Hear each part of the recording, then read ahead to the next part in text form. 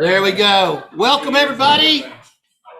Welcome, everybody. Thanks for joining us today on our Division 1 meeting. We got some new faces today. Welcome. Glad you're all here. As a follow-up. Yeah. All right, you two. All right. I know Stu can't hear for anything, okay? And Jim, you got to talk loud so that Stu can hear you. So I get it, all right? Stu, I'm going to pick on you a little bit this morning, okay? All right, cool. Thanks for being here, guys, or everybody. We're glad. Duane is going to be having the rest of the flatcar clinic. We're going to finish that up in just a little while. We've also got a great program today coming to us on Zoom from San Antonio. We're going to talk about that in a few minutes as well.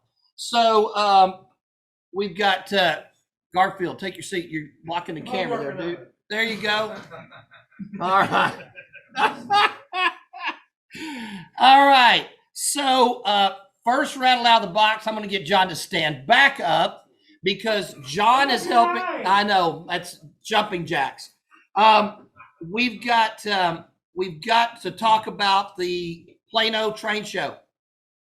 And John is taking over the opportunity and the need for us to get volunteers and people in order for working the Plano train show. So John, if you'll take over.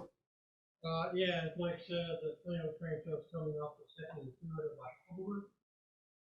We always participate. John, I'm sorry, I need you to stand next to Mike. Next to Mike. Oh, Yeah. I don't know if this is a good thing or not. I don't know about that. You want to hear him? Right there. Okay. You've got to get behind where the mics are. There you go. All right. Back to where I was. The NMRA show comes up October 2nd and 3rd.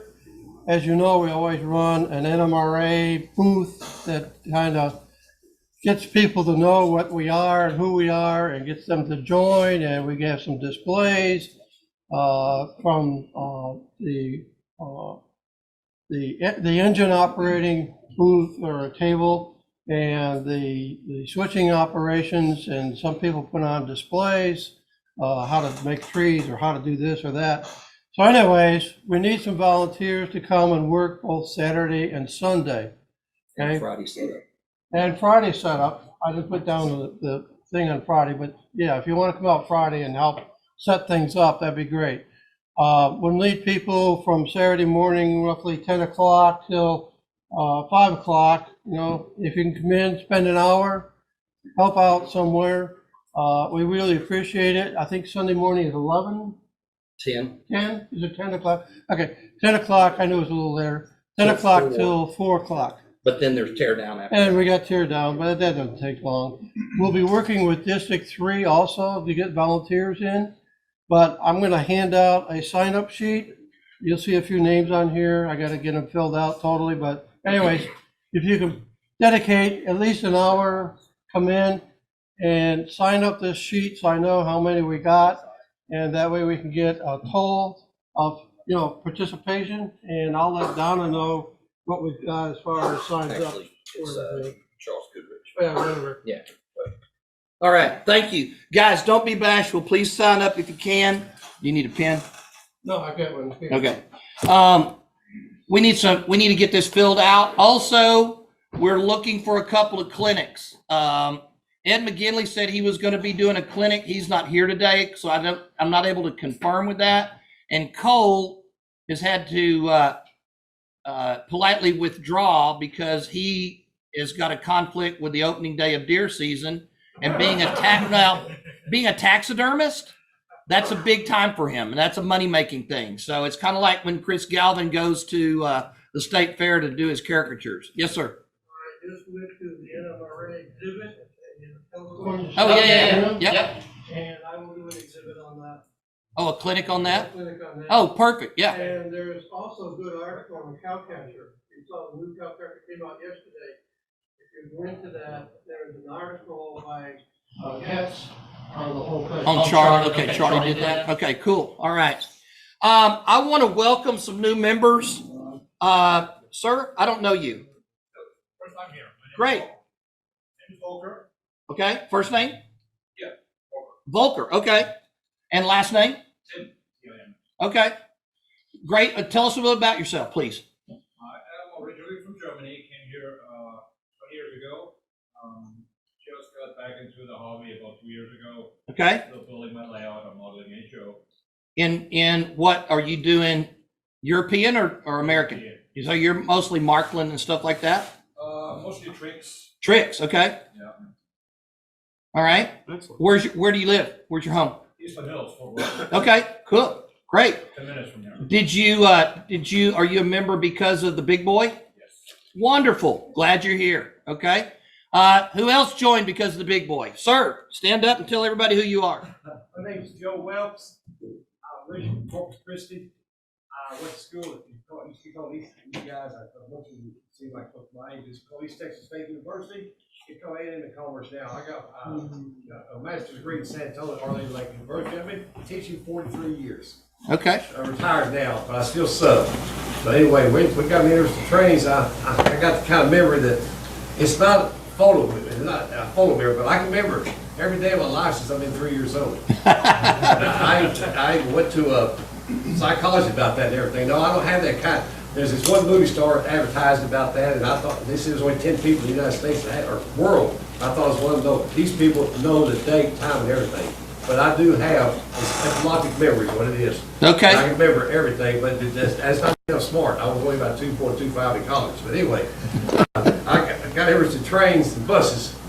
And when I was 3 years old, my dad bought me a little Lionel train and everything. And I kind of added on to it when I was a senior in high school. Pretty big layout, almost like that. But my ag teacher, wanted to buy it for me. My dad always just give it to me. I outgrew it. I thought I outgrew it. Yes, I did. Until I turned a senior citizen, and I realized I like trains again.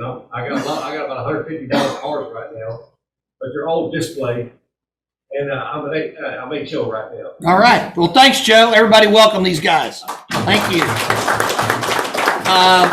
Also, can we go to a gallery view, please, sir?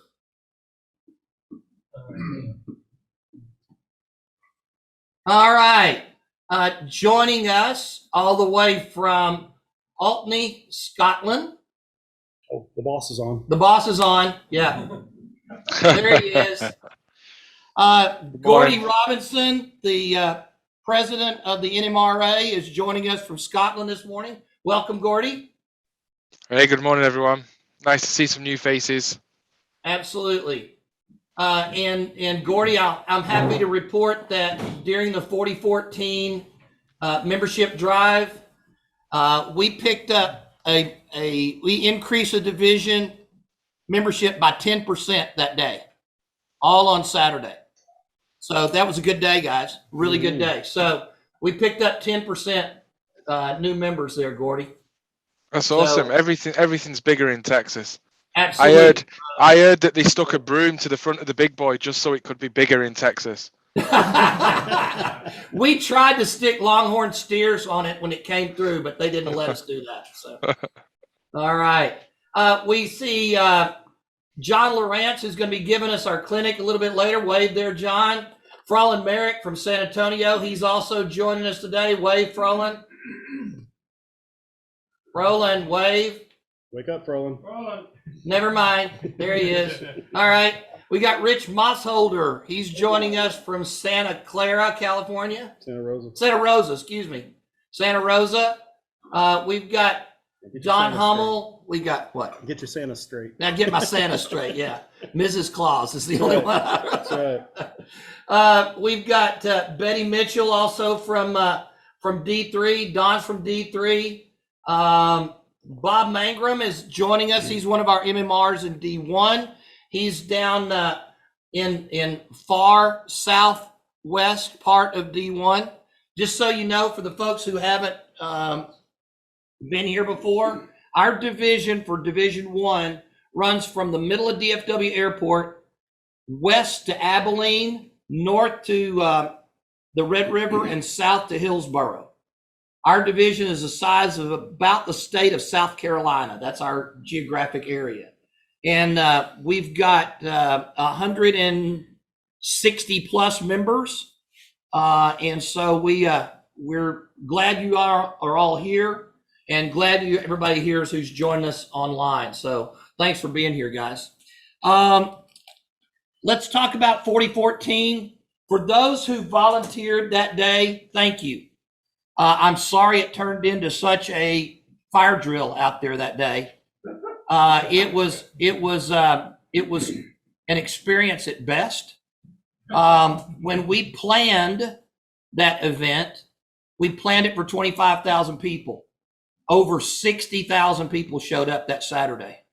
Halfway through the day, it came a small lightning storm, and the Office of Emergency Management for the city of Fort Worth gave an evacuation order due to lightning. And they didn't bother to tell the Fort Worth Fire Department or Police Department.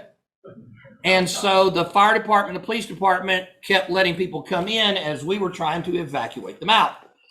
It created a little bit of a topsy-turvy situation.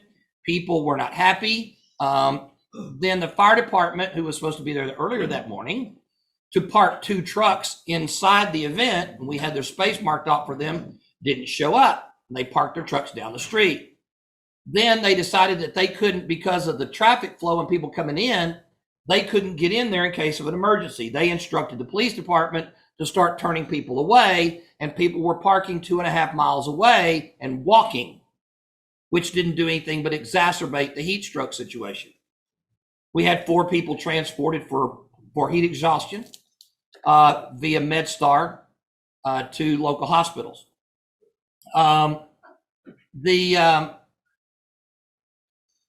There were parking places where those people could have parked. And then after walking for 2 miles to get over there, all of a sudden to find out that there's an evacuation order, needless to say, they weren't happy. So it caused some challenges. So for those of you who participated and helped, I certainly appreciate it. I'm sorry we didn't able to take care of you. I'm sorry I'll get there in just a second, Mike. So I got another spot in the meeting for that. Okay. And I really appreciate your help. I know that there were some things that were indicated that we were going to get to do by the Union Pacific that didn't happen, but I'm still in conversation with them to try to come up with a solution to make it right for our people. So we'll see where that goes. Let's see. We've got AP paperwork to turn in. Do we have any AP certs to pass out, Duane? No, we do not. Not this month. No AP stuff to pass out.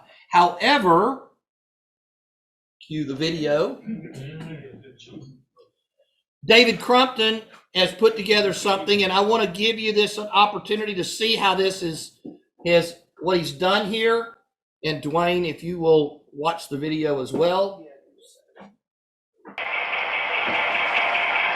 This is David Crumpton, and I am demonstrating for my Achievement Program Civil Engineering Electrical Certificate. And what I am demonstrating here is scratch-built track work that I have done utilizing the Fast Tracks system. And you can see in the upper left-hand corner of the video the Fast Tracks jig, frog helper, and other tools that I use to manufacture 4 right-hand number 6 code 83 turnouts, as well as a crossing that I built using a borrowed jig from Fast Tracks from Jeff Palmer, one of our division numbers. So let's get on with the demonstration. I'm going to run the locomotive through the whole system and back to its starting point, and then I will take the red RS3 KD locomotive and bring it across the crossing and back, and that will conclude the demonstration.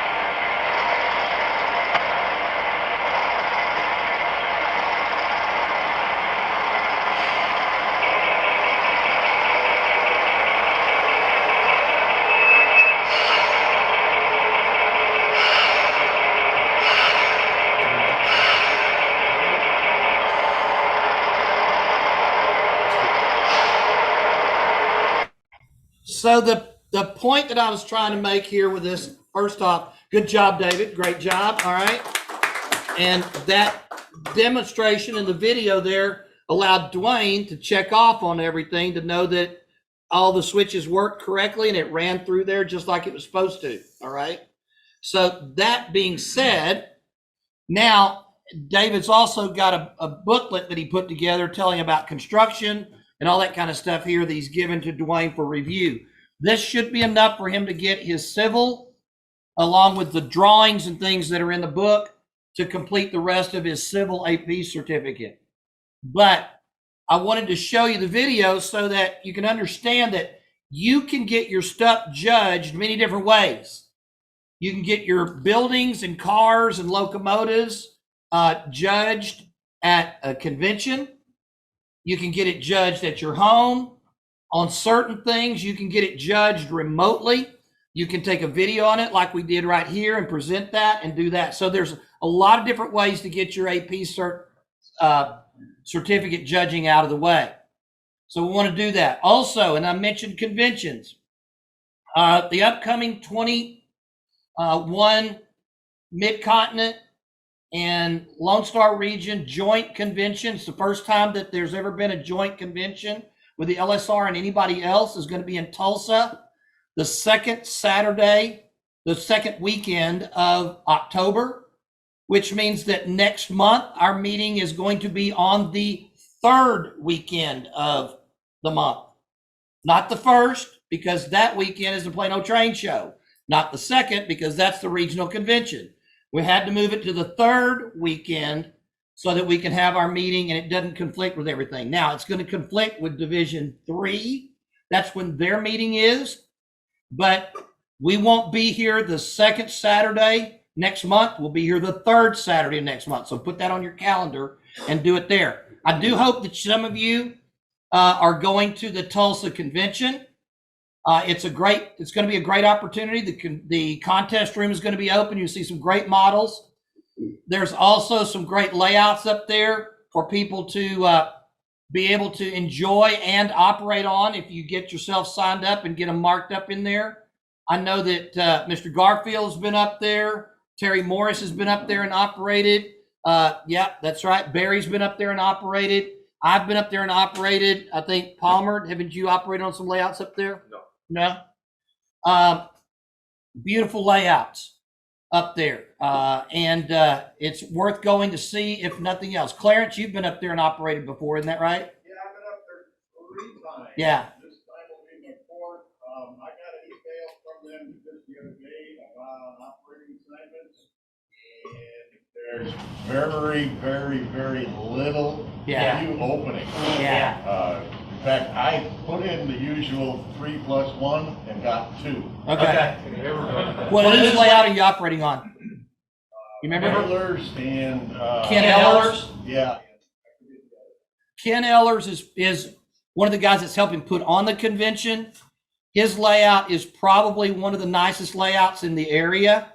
Ken is an MMR, and he earned his MMR in our region, in fact. And then moved to Tulsa.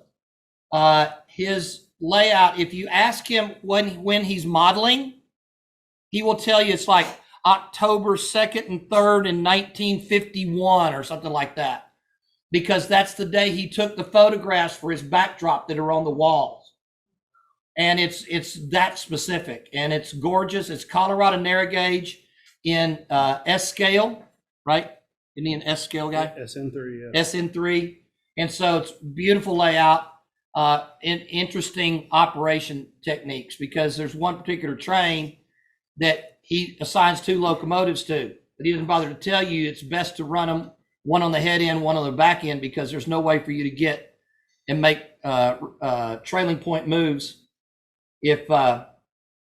or facing point moves if you don't have locomotives on both ends of the train. So you gotta operate them both ways. It's really an interesting layout. So if you haven't gone and registered yet, you can do so by going to the website, which is Tulsa. What's it called, Jeff? You remember? I don't remember. Tulsa. Union? Tulsa Union 2021 TulsaUnion.com. .com. 2021 TulsaUnion.com. Thanks, Jeff. Appreciate it. Getting ready. It's just, believe it or not, we're in September. The Christmas party is 3 meetings away.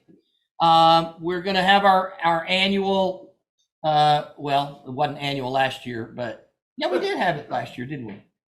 Yes. We did have a Christmas party last year. We had it over at the convention center at the, did we cancel it? Yeah, we did. That's right. That's right. We did. 2021 cancels the name of the game. Yeah, exactly. Yeah. Yeah, we did cancel it at the last minute. That's right. So we're going to try to do that again this year. We'll see how it works out. We may try to go over there just so we have a little more extra space. And while we're doing social distancing, David, I just want to give you a heads up on that. We'll see where it goes on that. But that's going to be the second Saturday of the month. Put that on your calendar. This is a situation where significant others are invited. Guest, if you want to bring a guest, it's fine. Let's see. Thank you for the people who nominated me for Western District Director out of our division. I appreciate that very much. The nomination was successfully submitted, and it looks as though that I'm the only one on the ballot in 2022 for that job. So hopefully, if I vote for myself, I'll get in office. We'll see where it goes. We do have some donations that we want to honor. There was earlier today, I had Dennis Wright walked up and he handed me a $1 bill, and apparently somebody enjoyed our NMRA booth so much that they wanted to leave a donation. So we've got $1 here. Mr. Walters, can you step up? A little better than $1. There, boy. My assignment at the Big Boy display day was to drive the golf cart back and forth for all the people who had difficulty negotiating those 3 blocks from the intermodal station to the Big Boy. One guy early on offered me a tip, and I said, no, I don't take tips. He insisted. Well, the rest of the day, everybody insisted, even though I said we don't do tips. And so we wound up with about $50. Wow. Great job. And so All I right. figured this is the place where it needs to be. Thank you There you so go. very much. Yeah, awesome. Appreciate that. That's cool. It was a What? great day. What is this? And in the membership group, we were handing out magazines and we were getting low. And I finally had to say, well, you know, I'm trying to encourage membership, and someone picked up 3 of them and handed us $5. Well, okay. We'll take it where we can get it, guys. All right. Good job. Thank you so much, guys. Appreciate it. Anybody have, let's see, tips and tricks? Duane, you got a tip or trick you want to share with us today? If I had about 10 or 15 seconds longer to think about it, probably. I'll call on Cole Rash while you're doing that. Cole, come give us a show and tell about this tree, please.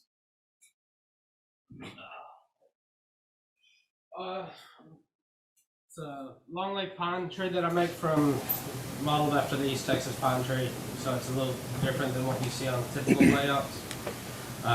Wooden dowel with floral wire twisted to make each branch, and then a mortar grout mixture You with, dropped my tree. I'll remake it, with plaster and glue brushed over it to give it texture on the trunk and the limbs, so how to twist the wires, and then dry brush for color, and then static grass applied on the tip of each nail. That's beautiful tree. Yeah. Isn't that gorgeous? Takes a Absolutely. little while to make, but for like foreground trees on the layout, it's worth it. How long did I'm sorry. How long did it take? Really that long. This one. How long did it take you? Oh, how long did it take me? Each tree roughly takes about 3 hours. When I do like 6 at a time. So it spread out. I'll spend 3 or 4 hours working on them, 3 nights in a row, and just do them in stages. So for about 15 hours for 6 trees, roughly. So. But they look remarkable, don't they? Yeah. We're just going to be up here so everybody can get to see it again. Tickets. Trapper. Tickets. Yes, sir. When I was putting all this freight car floor together, Yes, sir. the wind scale, it gets pretty small. Right. So I say, sales, there's got to be a better way. So I roll it out and I cut them out with a a silhouette cameo. What? A silhouette cameo is just a cutter.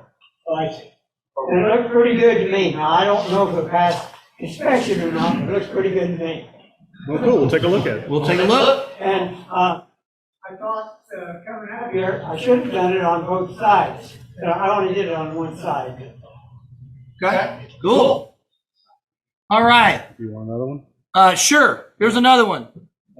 Hey, is the one to my right number 3? Yes. Can you put me on 3? Hang on. It's not aimed. Oh, sorry. That's okay. That's half the fun. There you go. We need to work on your definition of fun. Why do you think I don't do it? Okay. One of the things that a lot of us don't do enough of is model railroading is a lot like playing a musical instrument. If we've got any musicians in here, the first thing they'll tell you is you got to practice and you got to do it a lot. Well, we always end up with little pieces of siding left over when we're scratch building something, or we've got some left over out of a kit or whatever.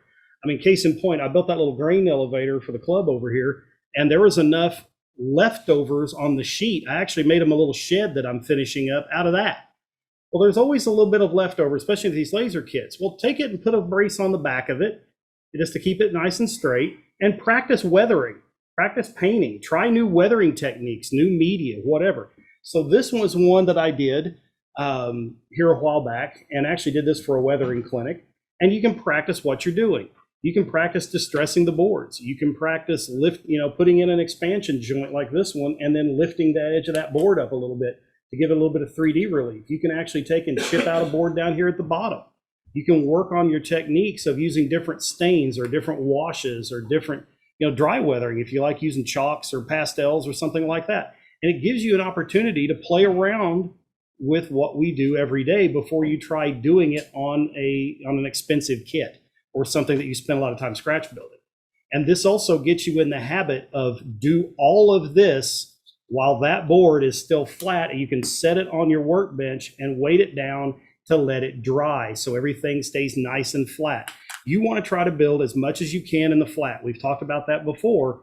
And the idea being as much painting, as much weathering, anything that's going to get this material wet with anything like water. The more water you put on it, the more you introduce a chance for this sugar pine to warp.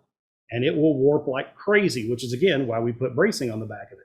But if you take it and you do all of your wet work while it's still something you can lay on the bench and put some weight on it, let it dry flat, then your buildings will look a lot better when you're done. And then all you have to do is, when you build it and put it together, then you've got a little bit of trim work you got to go back and touch up, and that's about it. So this is something I really recommend that everybody does. If you go home and look through your kits or look through the one you're working on right now, if it's a wood kit, even if it's a plastic kit, most of the plastic kits are obviously injection molded and they've got sprues. So, go down to your Hobby Lobby or your discount model trains or whatever, Hobby Town, and pick you up some evergreen styrene siding if you like working with plastic, and work with different techniques. You can try the scratch back method where you're going to paint it 3 or 4 different colors. You're going to start with a natural wood tone, and then you're going to paint it with a little bit of gray, and you're going to scratch that back. You're going to put a color coat on it. You're going to scratch that back. And all this is a little wire brush, and you're scratching back through the layers to try to expose back one of the colors underneath it. You can try weathering with pastels, Bragdon weathering chalks. You can go to oil paint washes like the military guys like to use. There's all sorts. We could spend literally a weekend sitting up here talking about different things you can do to weather a model and different techniques you can use. And this gives you a chance to try those things that the guy on YouTube that you ran across, like, oh, hey, that's kind of cool. I'll go out and spend a couple bucks. I'll buy a couple of different colors and I'll give this a try. Well, this is where you do it. Don't try something new on a model that you're going to look at putting on your layout until you get the process perfected. And this is a great way to do it. And it's like, say, it's scrap. It's something that's not really big enough to do much. And to that end, if we want to do like a weathering clinic at some point, we could buy some siding and make up little sample sizes about that big, and everybody gets a chance to come up and try Just their go hand ahead at and it. just do it. Yeah. Okay. Cole Rash, Mr. Program Guy. There you go. Okay. Let's see. By the way, if anybody was out at the 4014 and ended up with a spare walkie-talkie, little bitty black walkie-talkie, that would be mine. And I would like to have it go back with my other one that goes with that pair. So if y'all could funnel it back to me, I would appreciate it. Thank you. Did you just call? No, that doesn't have that range. Doesn't have that range, but David, I'm sure you thought of that. Thanks, David. All right. That was good. Yeah. Man, the things I have to put up with. All right. Let's see. Anybody else have anything for show and tell? Is that it? Okay. Q&A. Anybody got anything for Q&A? Hey, the boss is here. You can ask Q&A to the president. Oh, look at him. He's squirming now. I got it. Sorry. I'm not going to ask the question. Uh-oh. You can ask what you can ask any questions that you want. Nobody? I don't think it's appropriate in this format. It's not bad for you, Gordy. It's a interrelational thing between some members of the NMRA at this meeting and other current NMRA staff. So we'll just let that sleeping dog lie. We're gonna leave it go. Let's just go there. Whatever. Send me an email. Send me an email, then I can ignore it. That's fine. Okay. I like it. You learned quick. And he's just in his third month of the job. Yeah. I'm impressed. Okay. And not only that, he'll ignore it at his earliest inconvenience. Oh, that's funny. All right. So I've got a question. Yes, sir. Who counted the 60,000 people? Okay. Up with that number. Okay. So I will tell you how they did that. Okay. They took photographs from known positions, and they looked at, during the day, they took a drone photograph and looked at the saturation of the numbers of people, okay, at different times of the day. And then they could say, okay, there's 10 people in this section, and then multiply it out. And that's how they were able to extrapolate the volume of the people. I will tell you this, it was the largest single day event that the Union Pacific has ever had anywhere showing a steam locomotive right here in Fort Worth, Texas. That was it. So, basically, there was one guy on about 12 monster drinks with a clicker going. Yeah. So Mike, Yes, does that mean it's not true that they went to a very rural county somewhere so they could find somebody who'd married somebody so that they had enough fingers and toes to count all those people? No. When they came through Arkansas, they did that. Yeah. Yeah. Okay. You know, Arkansas, that's the state where you go to your family reunion to find your next wife. So there you have it. Yeah. Okay. So I worked with somebody once who was Portuguese who couldn't say Arkansas, and so he referred to it as Arkansas. Yeah. Arkansas. So it was Arkansas Health Authority or something. And we were all like, what are you talking about? And he's like, Arkansas, it's there, it's written, Arkansas. Oh, that's funny. That's funny. We were talking the other day, and while the event was not the least bit humorous, when the space shuttle, was it Challenger or Columbia? Columbia. Exploded on re-entry over our area. I mean, literally it happened right over Dallas-Fort Worth. But the debris field went all the way down into East Texas. And you should have seen all of this. Duane made comment the other night. You should have seen all of the news reporters from the Eastern Coast and who weren't from here trying to pronounce Nacogdoches and Waxahachie and Mahia, you know, and places like that. So yeah, Nexia. That's right. Yeah. So anyway, by the way, I hope everybody's paid a little bit of honor and remembrance to the people who died on 9/11 20 years ago. Those sense. It was 102 minutes that changed the world as far as America is concerned. So I hope everybody is giving some thought to that. And you stop and think of all the firefighters and everybody that went down there to dig through the rubble that absolutely. that later died of cancer. There's speculation more people have died since from what happened than what actually happened on the day. So and let alone PTSD from the event. Oh, you bet. So anyway. Cancer rate 49%. Wow.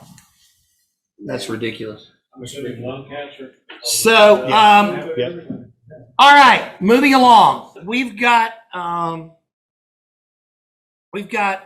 drawing and we got a raffle to do. So, Trapper, please step forward. Oh. He was so comfortable. All right, please draw a red ticket.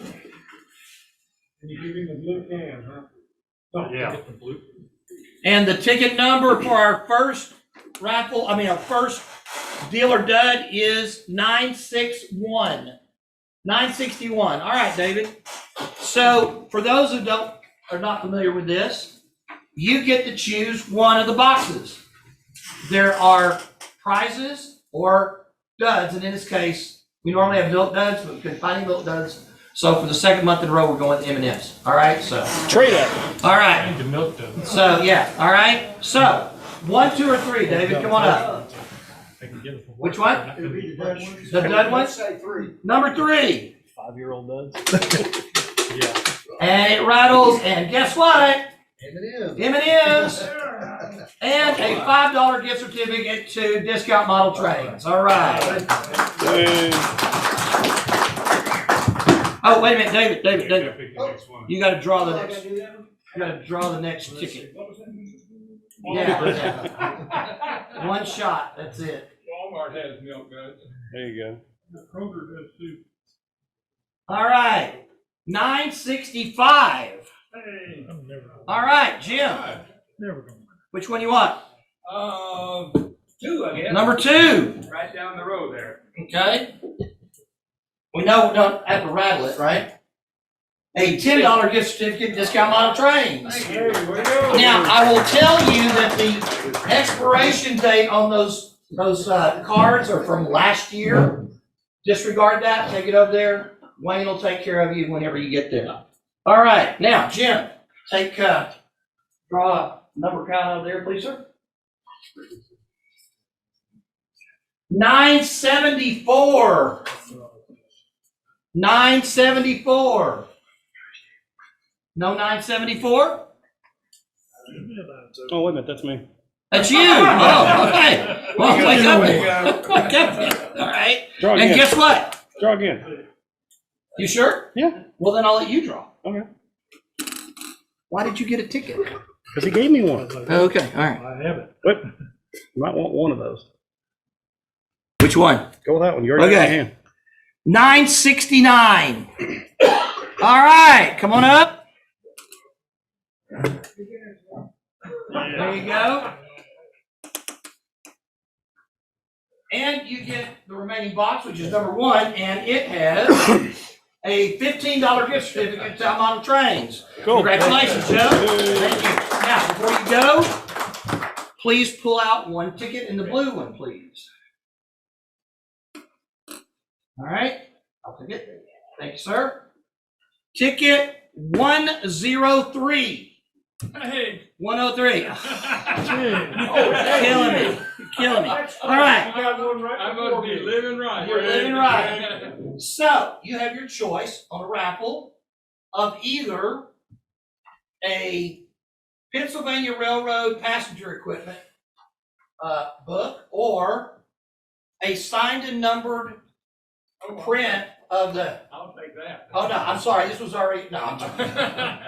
Oh, yeah. Signed and numbered Winfield print. There you go. Way to go. All right, now, you gotta pull one more here. No, TC, your day's complete, huh? Good work. You can go hit the hat trick at that point. 101. 101. Way back All there. right. And if you would like it, a book on Pennsylvania passenger cars. All right, very good. It'll be here whenever you're ready. All right. Okay. Do we have any Cotton Belt fans here Beside you? besides me? Anybody? Nobody? Yeah, really, yeah, okay. Because I had a Herald I was going to give somebody if they wanted it, 3D printed, but nobody raised their hand, so we'll save it for later. All right. All right. Where'd that? What? This one? Yeah. Out of my collection. It's being repaired or been repaired. I was going. This one. No. That's not part of the raffle, Trapper. Go away. Okay. All right. Anybody else have anything we want to talk about before we start our program? Very good. At this point, I want to introduce a gentleman who is a long supporter and member of the NMRA. He's from San Antonio, Texas. He is a master model railroader. He's been a past member of the board of directors of the NMRA. He is also one of the modelers. If you do modeling with the masters at any of the national events, you'll see this man conducting clinics. And at this time, please give a warm Division I welcome to Mr. John Lowrance.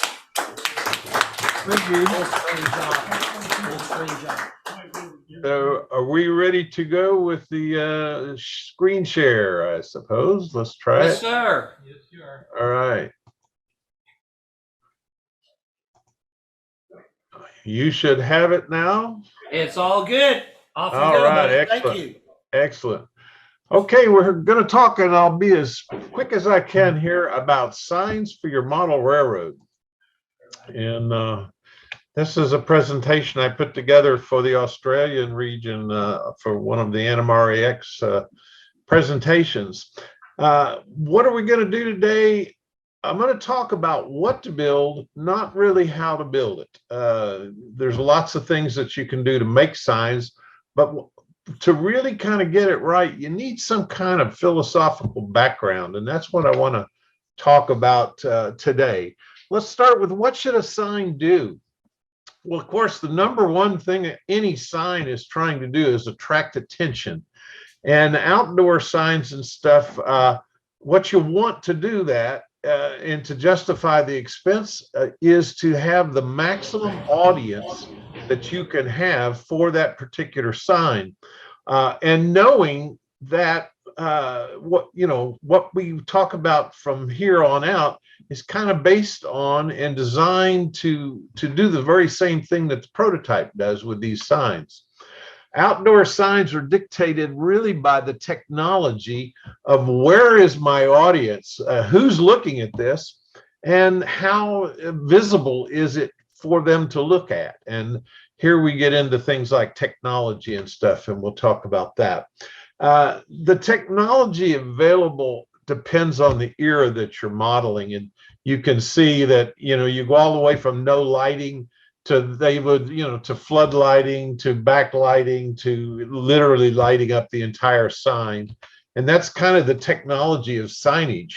But it's really important for you on your railroad to pick a time that you're modeling, because that's what's going to keep it real. And it really determines everything from your equipment, your figures, the way the clothing they have on, the vehicles you put on the railroad, the structures. And it should also be correct for the signs. You can't count the number of times you look at somebody and they're modeling the Old West and they've got a sign from 1980 or 2020.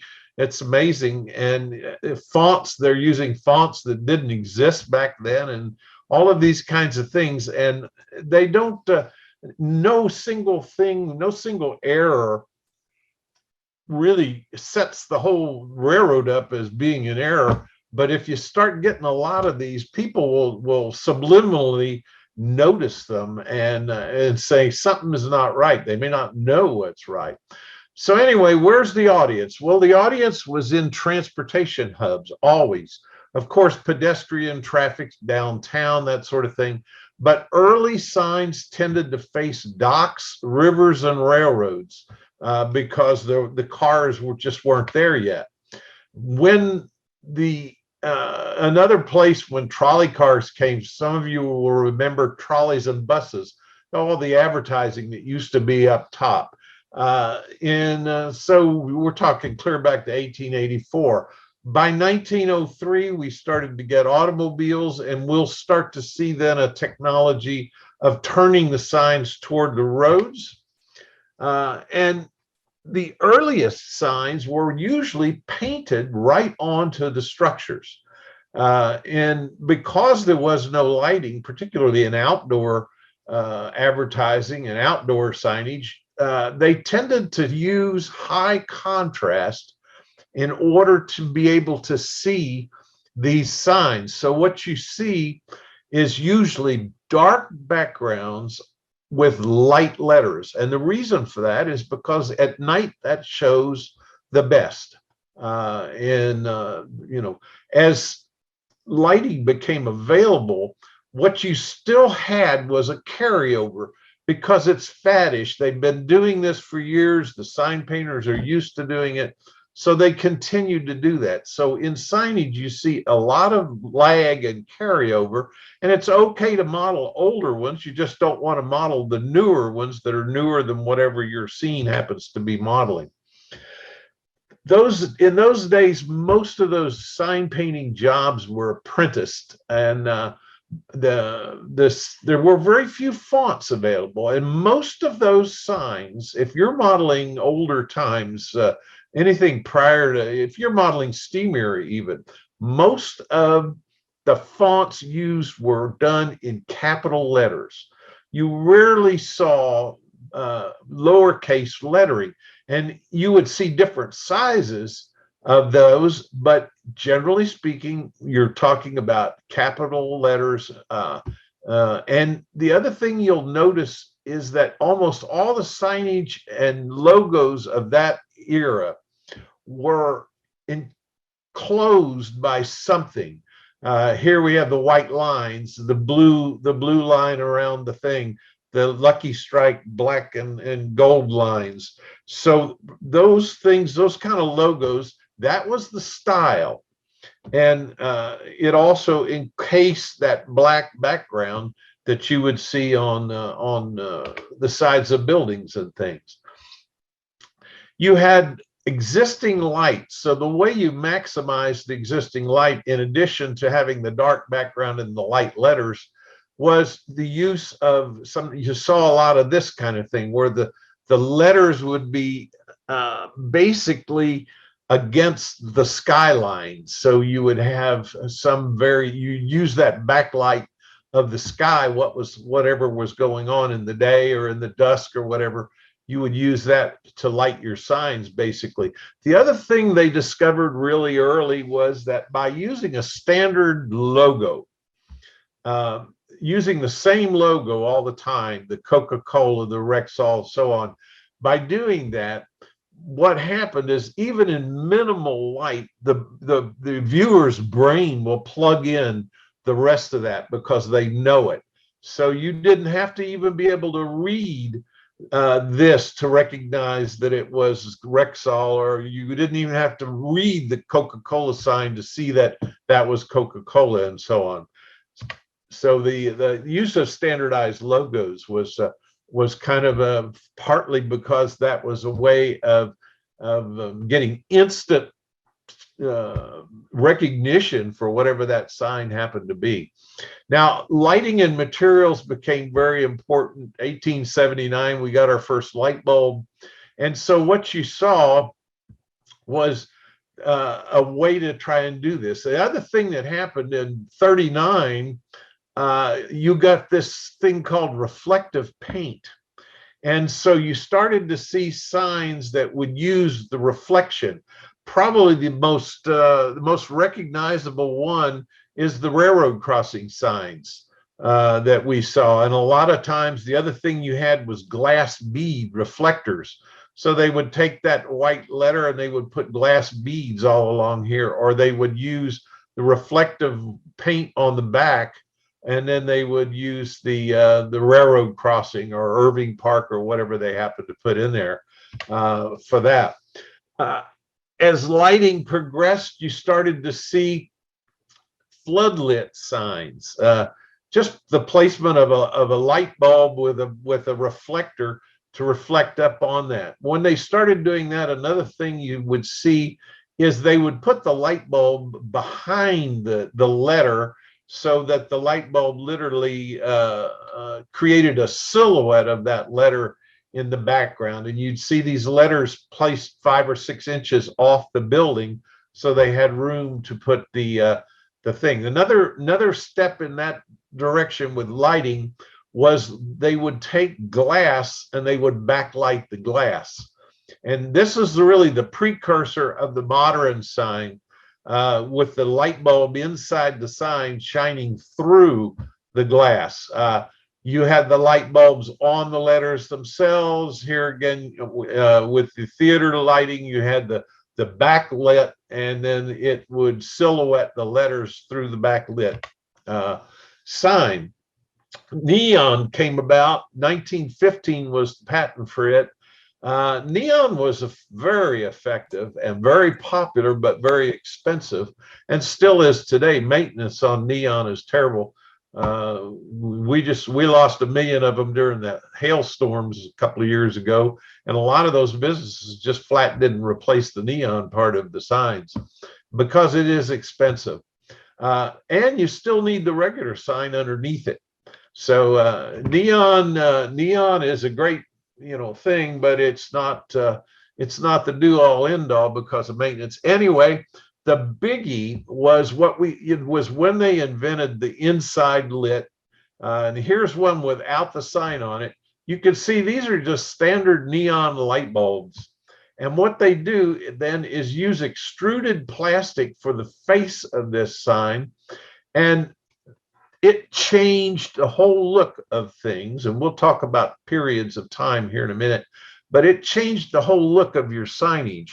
And so what it did is it allowed you to light the entire surface of the sign evenly, and it created a deal where it was advantageous to have dark letters on a lighter background, because the lighter background showed. If we did a black background like in the old days, then the only thing that would show here is the letters shining through in the dark. So it took advantage of the whole sign. So what you had here is the introduction of lots of colors, more colors in this thing than the old time dark, black and white or deep red and white, that sort of thing.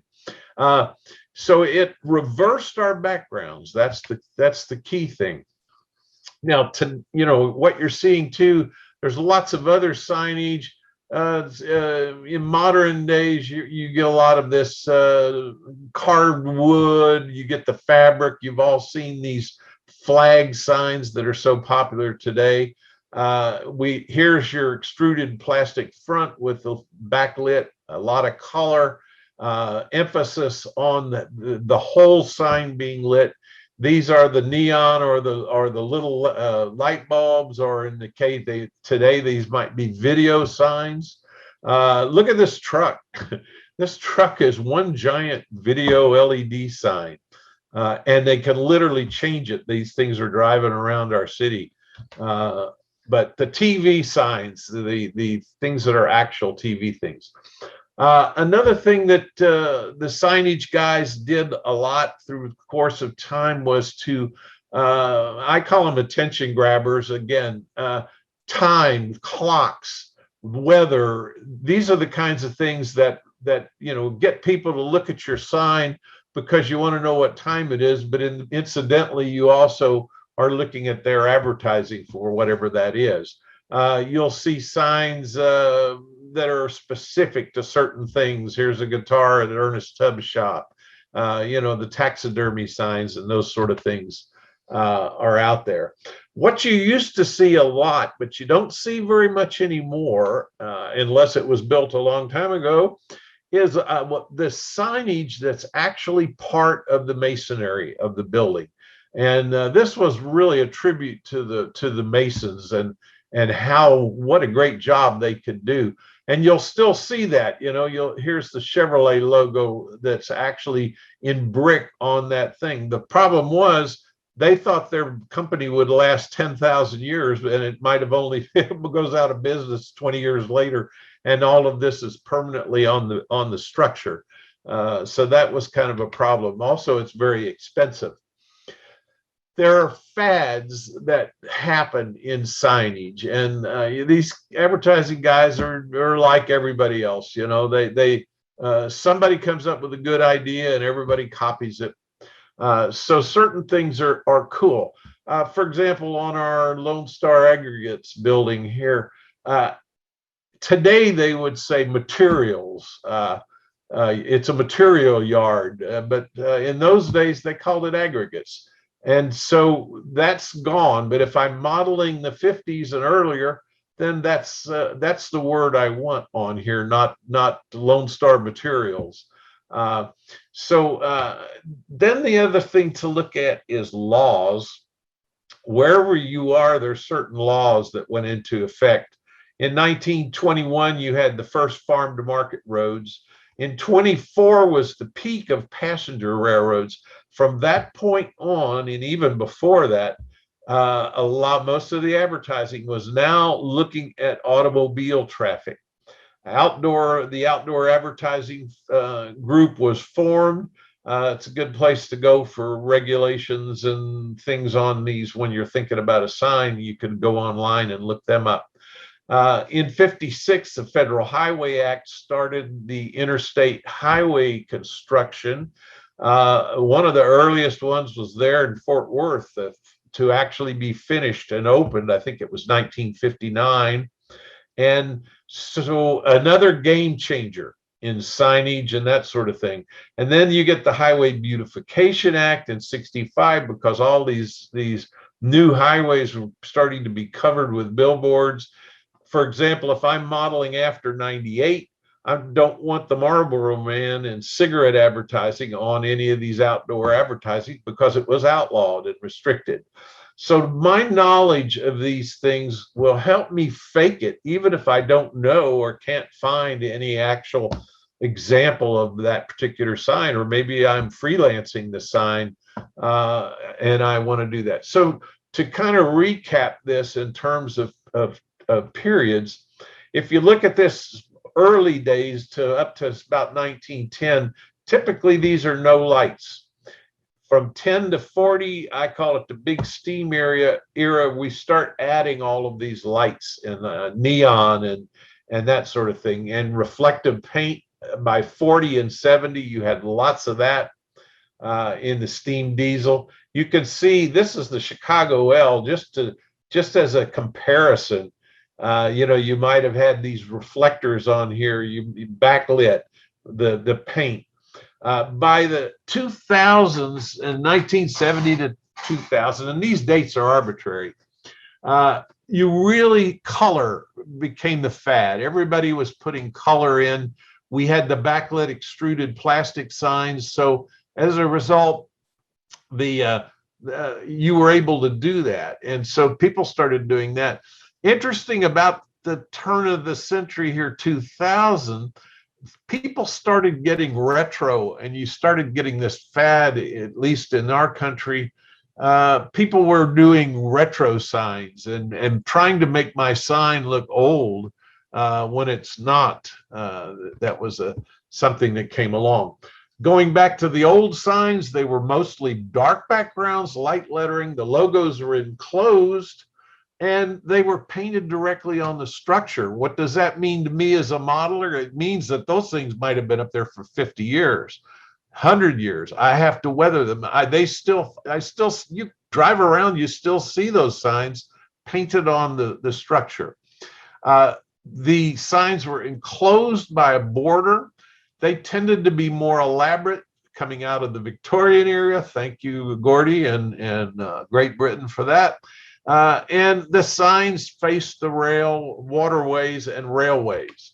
Again, we go to 1910 to 40, mostly backgrounds, light lettering, but it was a carryover. This went on for years. Borders still hanging on the buildings. Neon signs were starting to come in. More signs started to face roadways and automobiles. The 20s brought in all that Art Deco stuff, and a lot of times that brought the letters right on the front of the building, backlit glass, and so on. This is probably the most popular era for us here, 40 to 60, the steam transition era. And for you guys, it's mostly dark backgrounds with light lettering still, although you now have exceptions to this, and the exceptions start to become more.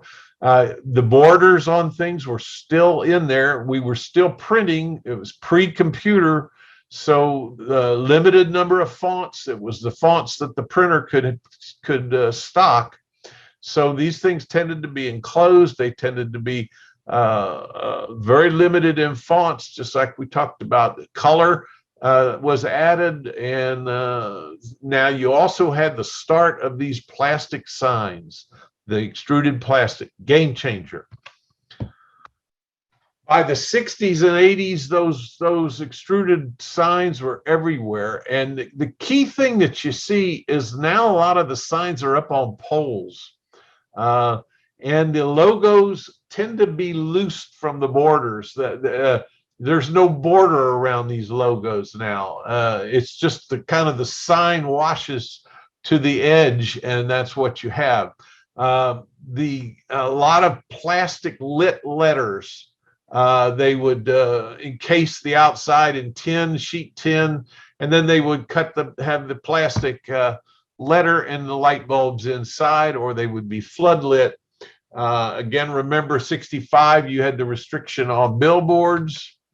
And if you're modeling 80 to 2000 in that neighborhood, again, you still got the black backlit. Remember, you still got the buildings left over from 1910 with the painted signs on the side. So you have a lot of things that you can do. I'd weather them a bit, but you still can do it. You guys now started the retro movement, and what you would see is you'd see signs with the dark background and the white letters mixed with the light background and the dark letters, all in the same sign. 72, you had the tobacco legislation, and by 90, you had something new, the digital vinyl. They would print these signs on vinyl, and then they would put them up on posters. So instead of painting right on the structure, they would construct, like a background board, usually with some kind of a logo around it. Sometimes it just was a bleed to the edges, and they would then run this vinyl like wallpaper and put this stuff up. It greatly streamlined the outdoor signage, and it also eliminated a lot of the skill required by the old artisans who would learn this trade and pass it on from generation to generation. For you new guys, now you've got to deal with the video signs, the LED signs. Here's a sign that literally changes every couple of seconds from one thing. So they literally are advertising things. The video sign sometimes now has movement. It's literally a television. And you guys have a lot of things you can do with the signage that the older guys don't have to worry about. Remember always, there are exceptions, there are carryovers from the old to the new. if you have exceptions, keep them to a minimum, because overall you want to reflect the era that you're modeling. It's really funny. No matter how hard they try, here's a sign, this Union Creek abstract thing. That's on the old Route 66, and they're all trying to make this look like, oh, Route 66, 1950.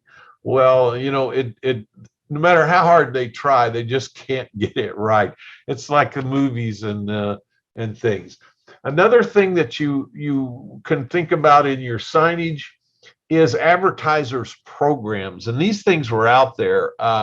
The old mail pouch tobacco in Rock City. These guys would go around and say, "Hey, we'll paint your barn for you, but we got, you know, we're going to put mail pouch on the roof, or Rock City or whatever." And the farmer would go, "Well, okay, that's a free paint job for my barn." I haven't been able to find anything on this, but Coca-Cola was huge here with that. And these signs, just like the old Mama's Cafe sign, these are everywhere. I cannot find anything on this, but you know what they had to do is they had to say, well, okay, we'll put a sign up here and we'll put your name and stuff on it, whatever you want above and below, but you have to put Coke on here, and we'll do this for some real cheap price, or maybe even for free. But these things are everywhere. Where they painted, you know, it's a combination of what you want on your sign plus what we want on our sign, and that sort of thing. And then you saw stuff like Coca-Cola door handles on at stores and things like that. So these Advertisers Programs were out there. And it's a little tough to find information on. Maybe they don't want you to know. Maybe it's a private deal between them and the buyer. But anyway, that concludes the actual presentation. And Mike, I don't know what you want to do, whether you want to do questions or what, but I'll stop the share.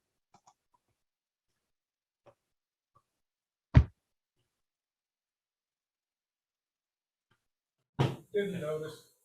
I remember when I was younger, a lot of the movie theaters had chase lights on parts of their sign. And is there anybody that manufactures something where you can do that on your layout? Yeah.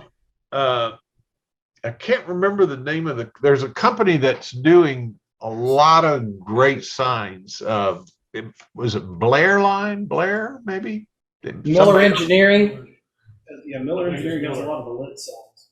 Yeah, and a lot of that stuff, it isn't actually chase. I ran into a guy, I went to a layout once, and he actually did the chase lights, but using a big rotator underneath the layout that turned, and as it turned, it fired certain light bulbs in the sign.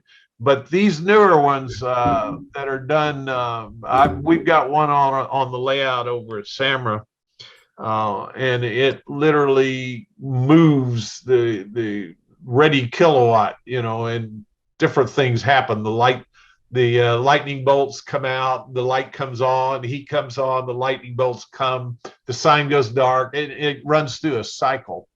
I've got that one in Miller Engineering, John. Yeah, the Western Auto up in Kansas City, yeah. You know, with the.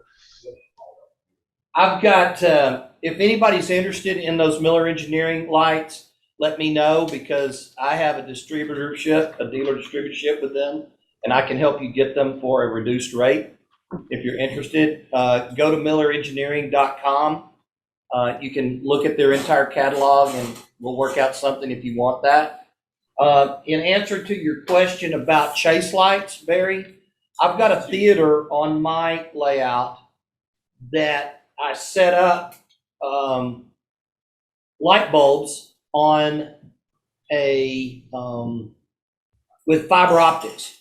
So the fiber optics come out to the marquee, and then I've got a sequencer that fires the light bulbs, so that you've got like 5 fiber optics on one bulb, and then a 5 on the next, and 5, and then you space them out so that whenever you fire the sequencer, it goes across the light bulbs. The light bulbs then fire the fiber optics, so it gives you that chase effect all the way around the billboard. And you can fire it in different order. You can fire it in different directions. You can do everything you want to like that. And so and you can do the same thing with LEDs. Okay. And so it allows you to do that chase effect around the marquee.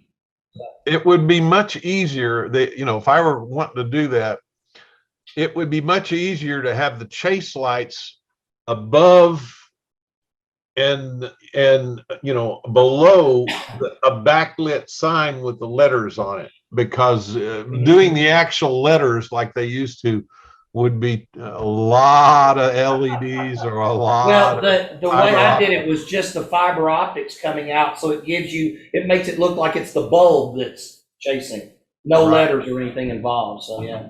But a lot of times what you had is on the backlit letters, you had the chase lights running along the top and the bottom of the sign. They would run all the way across, and so that would be using Mike's idea would be a really easy way to do it. Yeah. Any other questions? Somebody else? Yes, sir.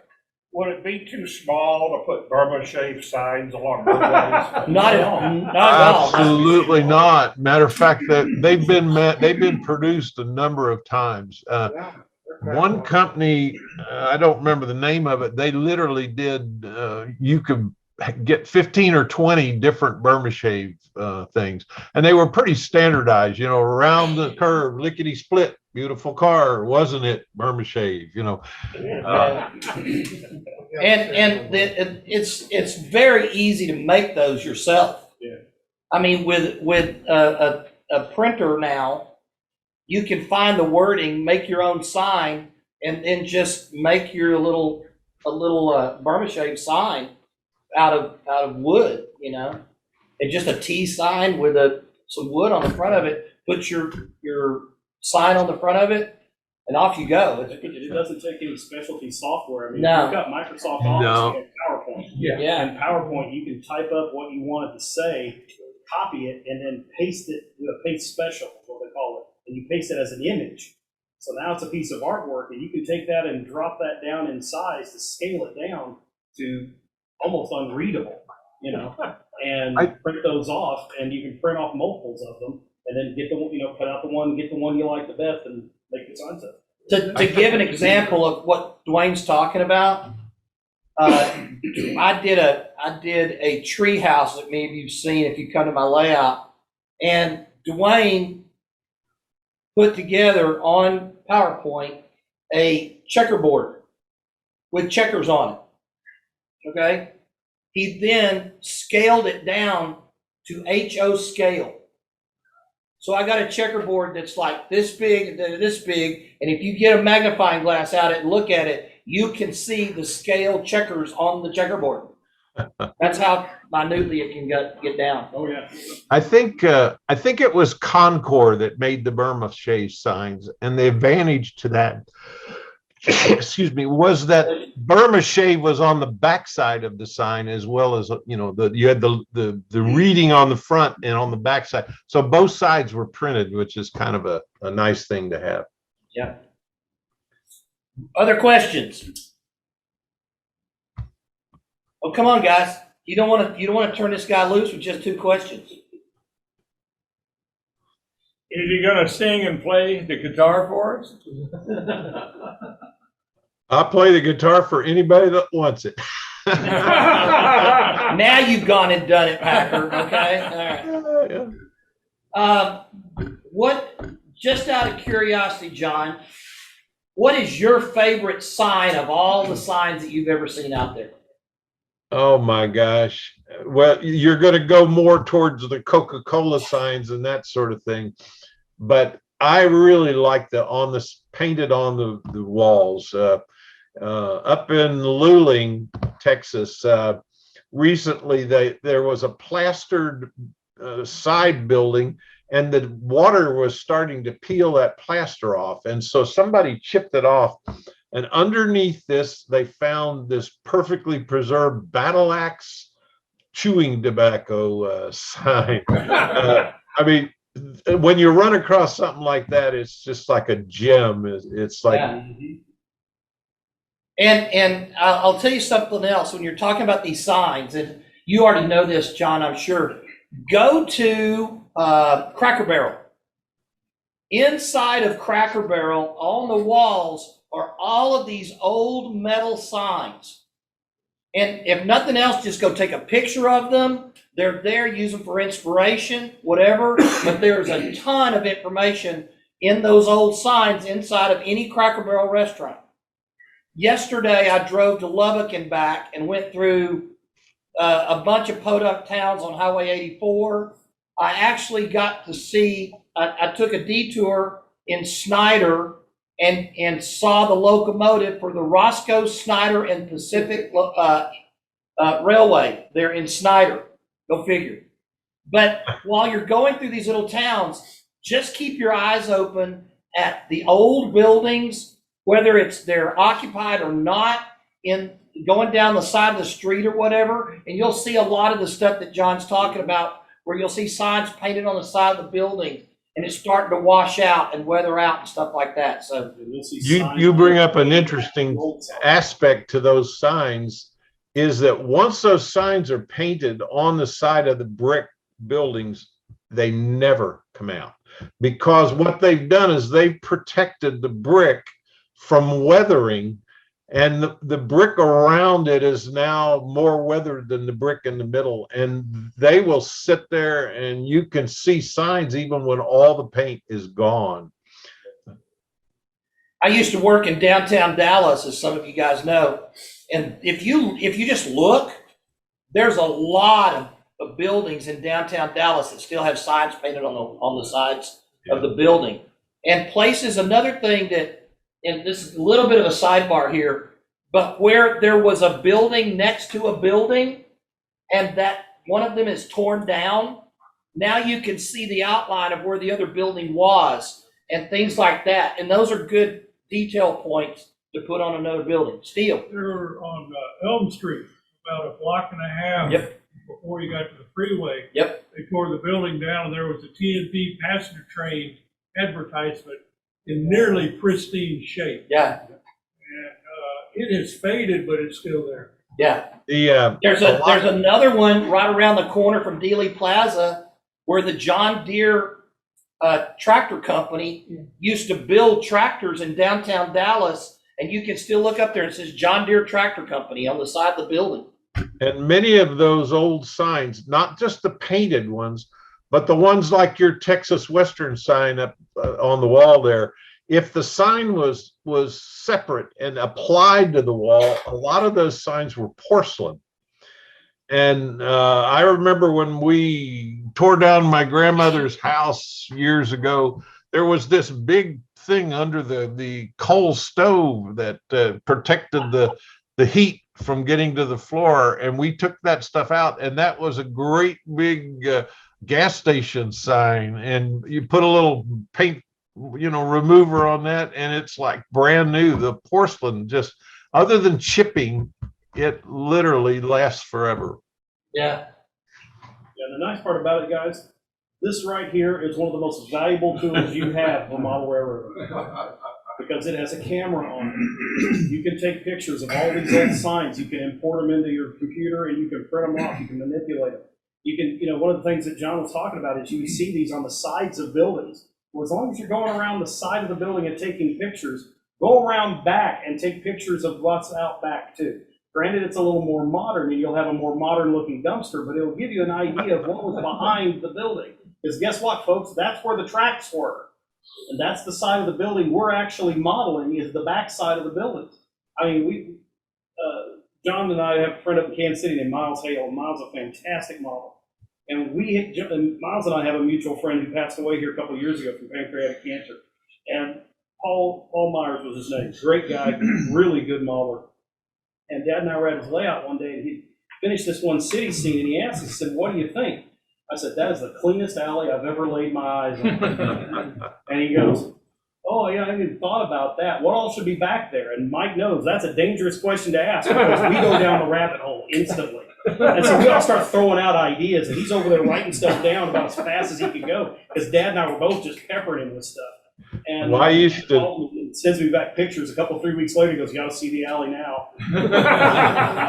I used to do a clinic called structure fanning, and basically the same thing you're talking about is that, man, I can find all kinds of information about the locos and things that people are taking pictures of on the internet, but try to find the gas station that was sitting on the corner of Seguin and Alamo Street. You know, you can't find it, so take the pictures now. Yeah. One of the things that Duane does a clinic on, John, from time to time is called urban archaeology.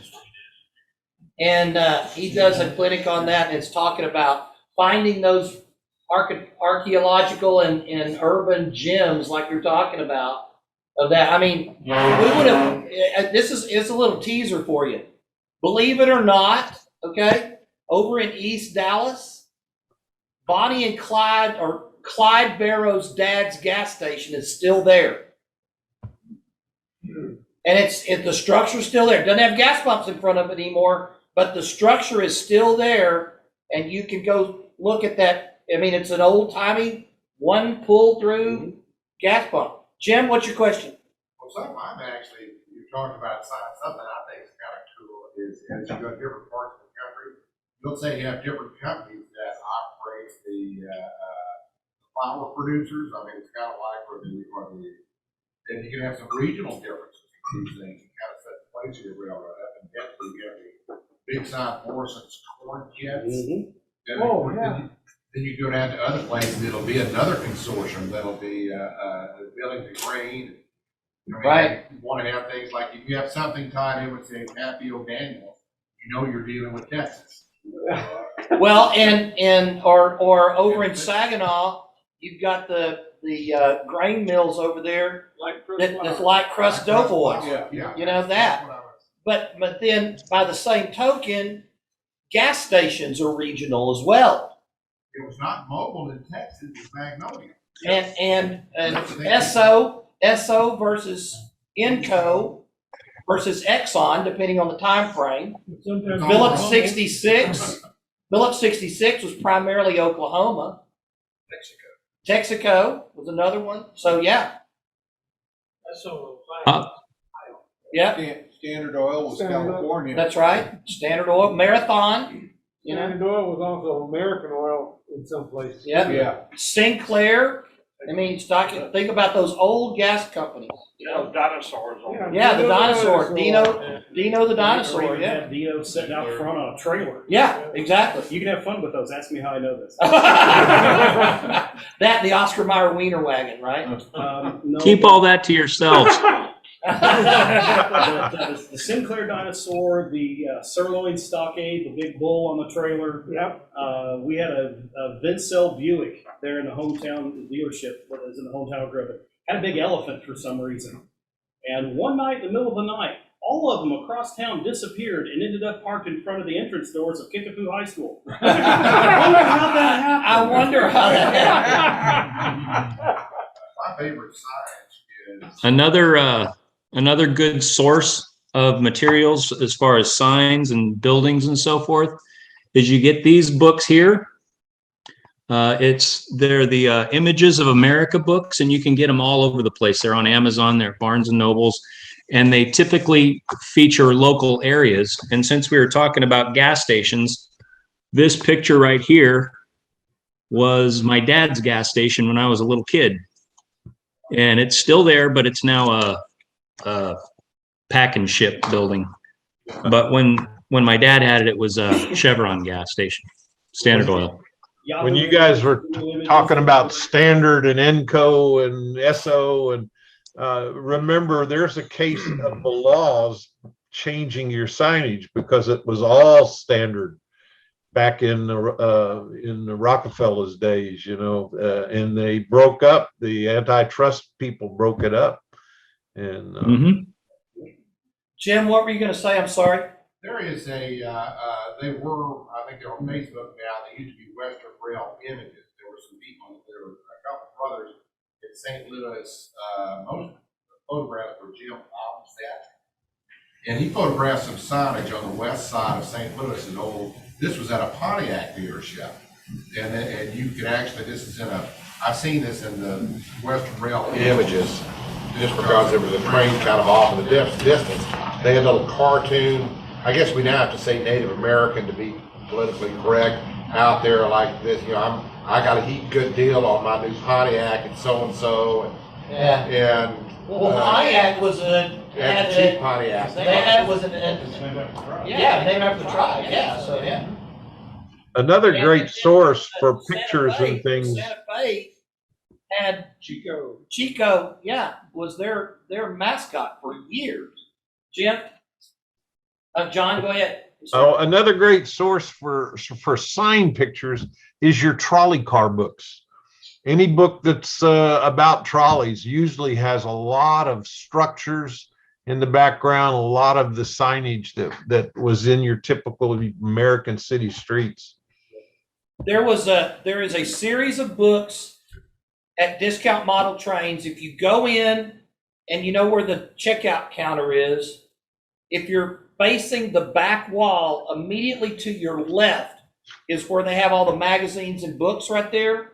There is a turnstile there with a series of hometown books. Yeah, and it's the same kind of thing, but I happened to find one for Tyler where I grew up. Lo and behold, I'm flipping through there and I see a picture of my grandfather in there being presented the keys to a car or a pickup truck because he was the president of the Rose Growers Co-op at the time, and the Dodge dealership gave him a pickup truck. And my grandfather was the one receiving the picture. That made that book priceless for me. But those kinds of things. Thank you, Mossy, for bringing that up. Antique advertising is collectible, and guys out on eBay, sell these things quite a bit. And because they're trying to auction this thing off, they tend to take them outside and get them in good light, and they tend to take really good head-on images of them. So you don't have to be able to pull them up in Photoshop and correct, keystone correct it or whatever. You can actually take them, print them off, scale them, print them off, and run with them. And here's the best part. A lot of them have already been outside and are already naturally weathered. So you just have to print them off. You don't even have to touch them after that. They've already got the rust spots and the bullet holes and everything else already in it. You just print it out, cut it off, and put it on the side. And I'm glad you said that last thing. Bullet holes. Yep. Especially out in the country. Out in the country, signs had bullet holes in them. Still do. How do you model a bullet hole, Duane? A couple different ways. You basically get the smallest drill bit you can find, or if you've got some really, really tiny piano wire, you can actually cut and bevel a little deal on that and drill an ever so small hole, and then you take a paintbrush that has like one hair left on it, and you dip that in a little bit of silver, and you run it just around the edge of the hole, and it will give you that depth and that where it blew the porcelain or the paint off of it, and you've got the silver part of the sign show. Now that would be a fresh bullet hole. That'd be a fresh bullet hole. If you want an older one, you can put some rust around. I wonder if you can find a Hartford insurance sign with a deer on it, you get extra. There you go. John, what he said was if you can find a Hartford insurance sign with a deer on it with a bullet hole in it, you get extra points for that. All right, Barry, one more. One more thing about bullet holes. While I was at Santa Fe, I got to know one of the signal maintainers. His biggest gripe was around deer season. Target practice. Yeah, they get a signal and sight in. Yeah. Yeah, it's hunting season. Gotta go replace bulbs or lamps or mirrors or the targets themselves around them. Yeah. Yeah. Go talk to any maintenance away crew, and they'll tell you back in the steam era, you always knew hunting season was on. So you had to go fix bullet holes in the water tanks. Oh, okay. That happens up on the Coomberts and Toltec all the time. Still. Oh yeah, man. Yeah, the tank there at Osier. Every year around deer season, they'll have a new bullet hole or two in it, and they'll have to go back and fix it. Wow. That's always a fun thing to model too, because you can have the water with a piece of fiber optic coming out the side of the tank. Yep. Yeah. Down into a little wet spot. That's good. That's good. All right.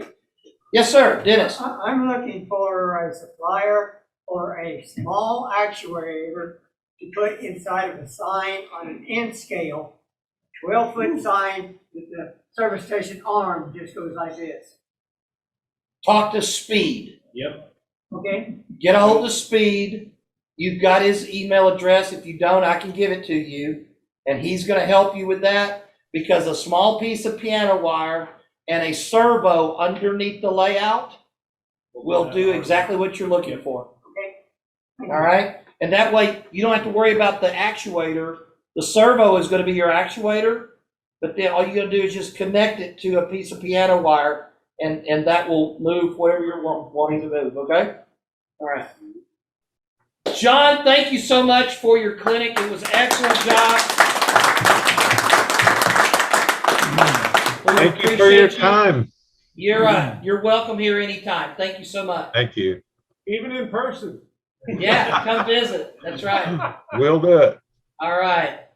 So guys, let's take it's 11:36 at 11:41.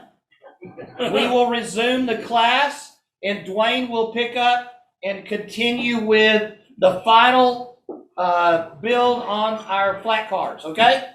Let's do it. Thanks.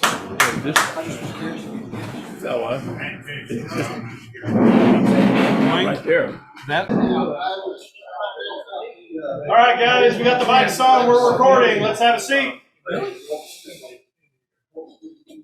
All right, one last tip while we're talking about signs. The pasta you can buy for alphabet soup makes fantastic sign lettering for HO and up. So you can have nice 3D letters. You can go down and buy a bag of it for like $2 and some change at the grocery store. So it's nice little add-on, right? Spaghetti. Yep. Plain old pasta. Yep. Okay, so how many people we got working today? Gee, not many. Okay. Did I give you all truss rod material last month? All right. So, Folks, if you're not part of the clinic, please keep your conversations away from the area. Thank you. everybody, can I have everybody's attention? If you're not taking part in the clinic, can we move back, please? We're picking you up on the mics. Okay. I'm going to use brass wire. You can. You can. I really like using this 8-pound test. It works really well. I'll give you a big old long piece of it. I like to put the bends just past the queens. Yep. Like the prototype. Yeah, I actually, you can do that with this, but you kind of have to cheat. So I'll show everybody how to do that too. Oh, yours? Two pieces of wood. Exactly.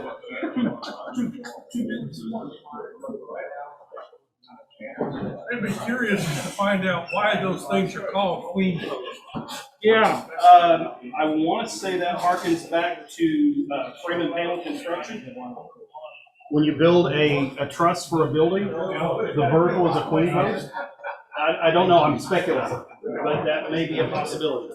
Well, but to be honest with you, I don't know. It might be worth doing a little digging and see if we can find out. our builders were probably carpenters that worked on houses too, so. Yep, that would be my guess. So I'm sure, I mean, they still called it a mortise and tenon joint, you know, stuff like that. And a lot of that also comes from timber framing, so that may be a carryover. I don't know. That's why so many names of railroad parts are from farms, because farmers became railroad. You bet. So what I just gave you guys for truss rod material, you can use brass wire. The 8-pound test fishing line works fantastic for it. And a little bit goes a long way. This cost me $4.96 at Walmart, according to that faded green tag. And I bought this years ago. Mike! Guys, we need to go to the back. So that Duane can conduct this class. I've had this probably since the 80s. And as you can see, when I was passing it around, I barely put a dent in it. How much did you say is on it?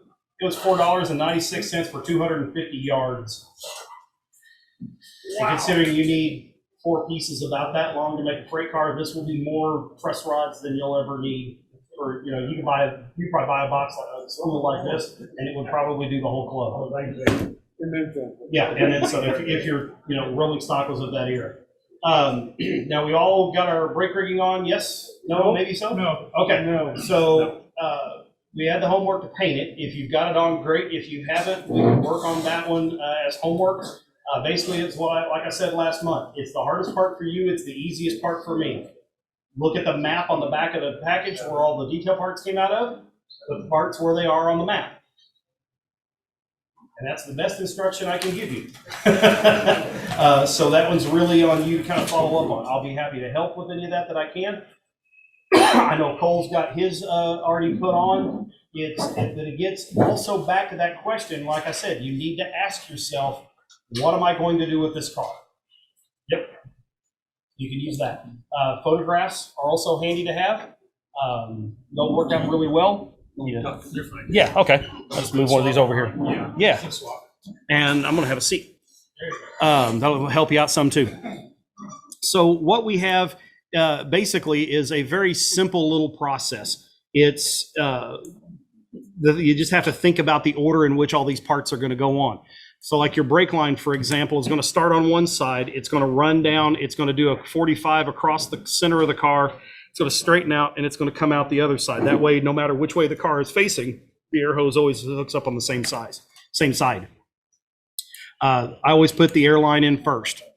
If you're going to go to if you're going to go to the trouble of putting all the brake rigging underneath it, because you're going to get it judged, then the brake line goes in first. Then from there, you start looking at all those other brake pieces.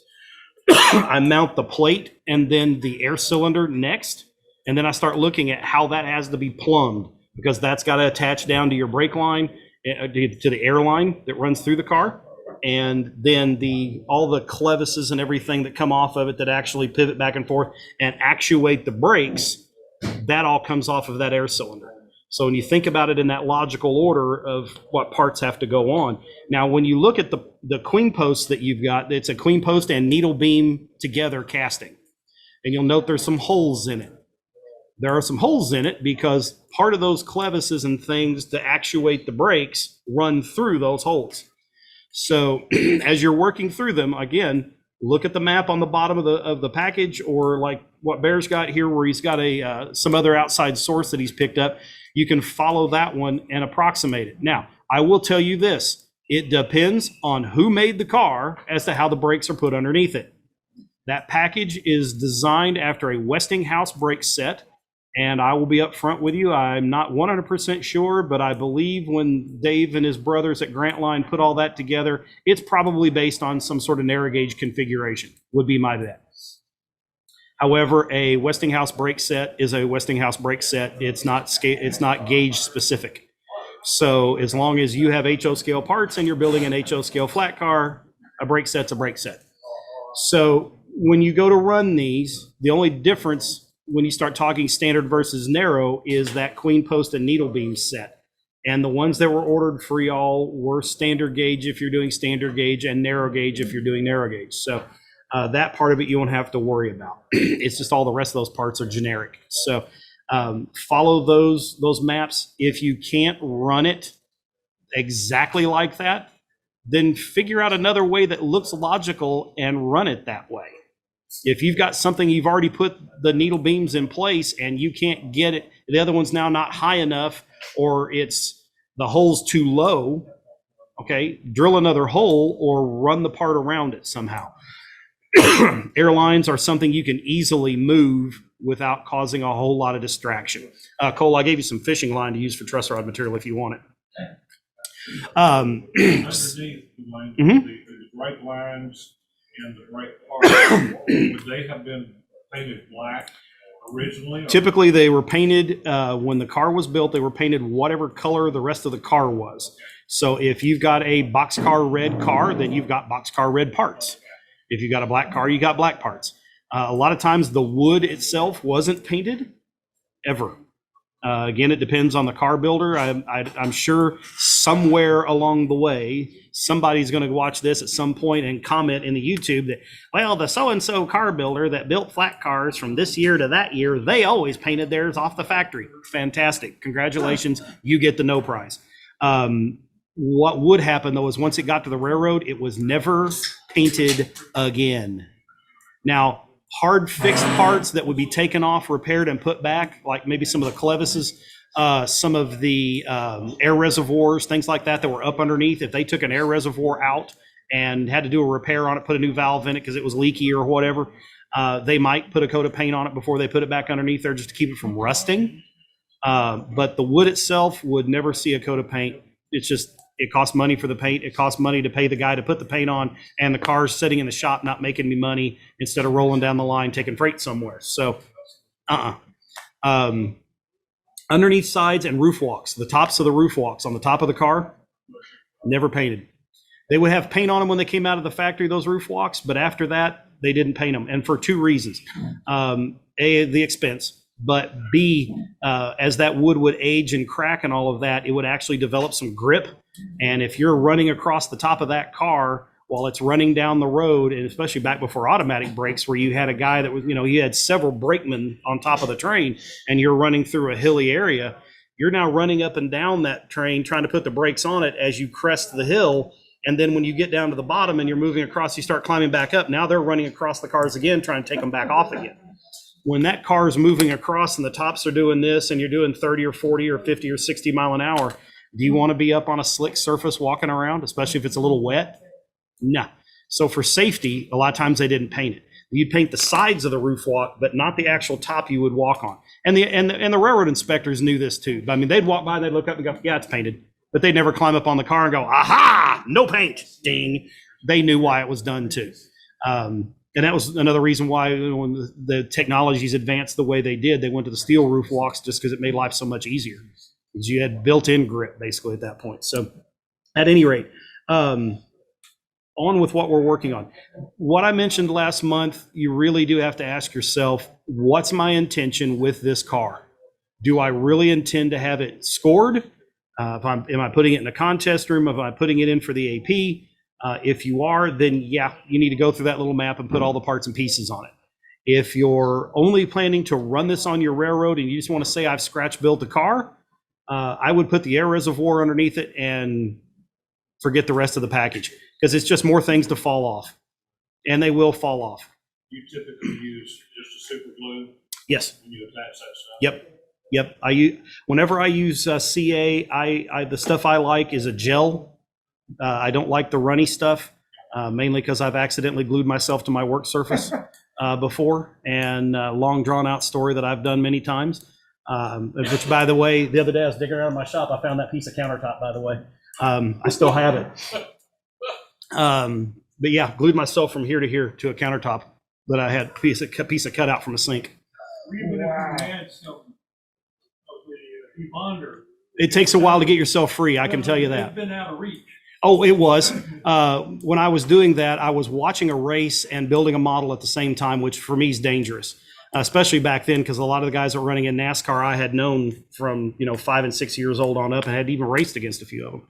And so I got to watching a race one day, and my favorite driver was door handle to door handle with Earnhardt Sr. And for those of you who are not familiar with NASCAR, our Senior would wreck his own mama for a peanut butter and jelly sandwich. So I always get nervous when Mark was running around Dale, and their door handle to door handle is a Southern 500. They were down at Darlington.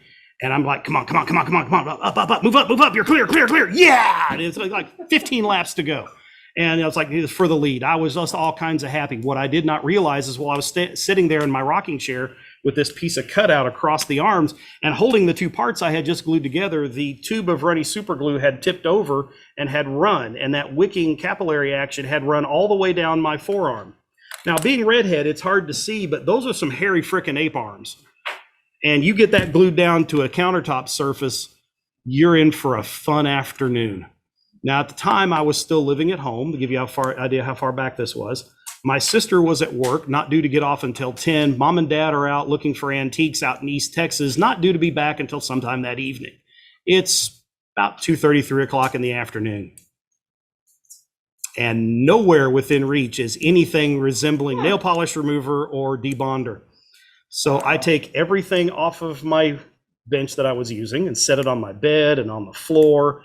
Luckily, I was holding the parts together at a spot that my hand would just reach past the edge of the countertop.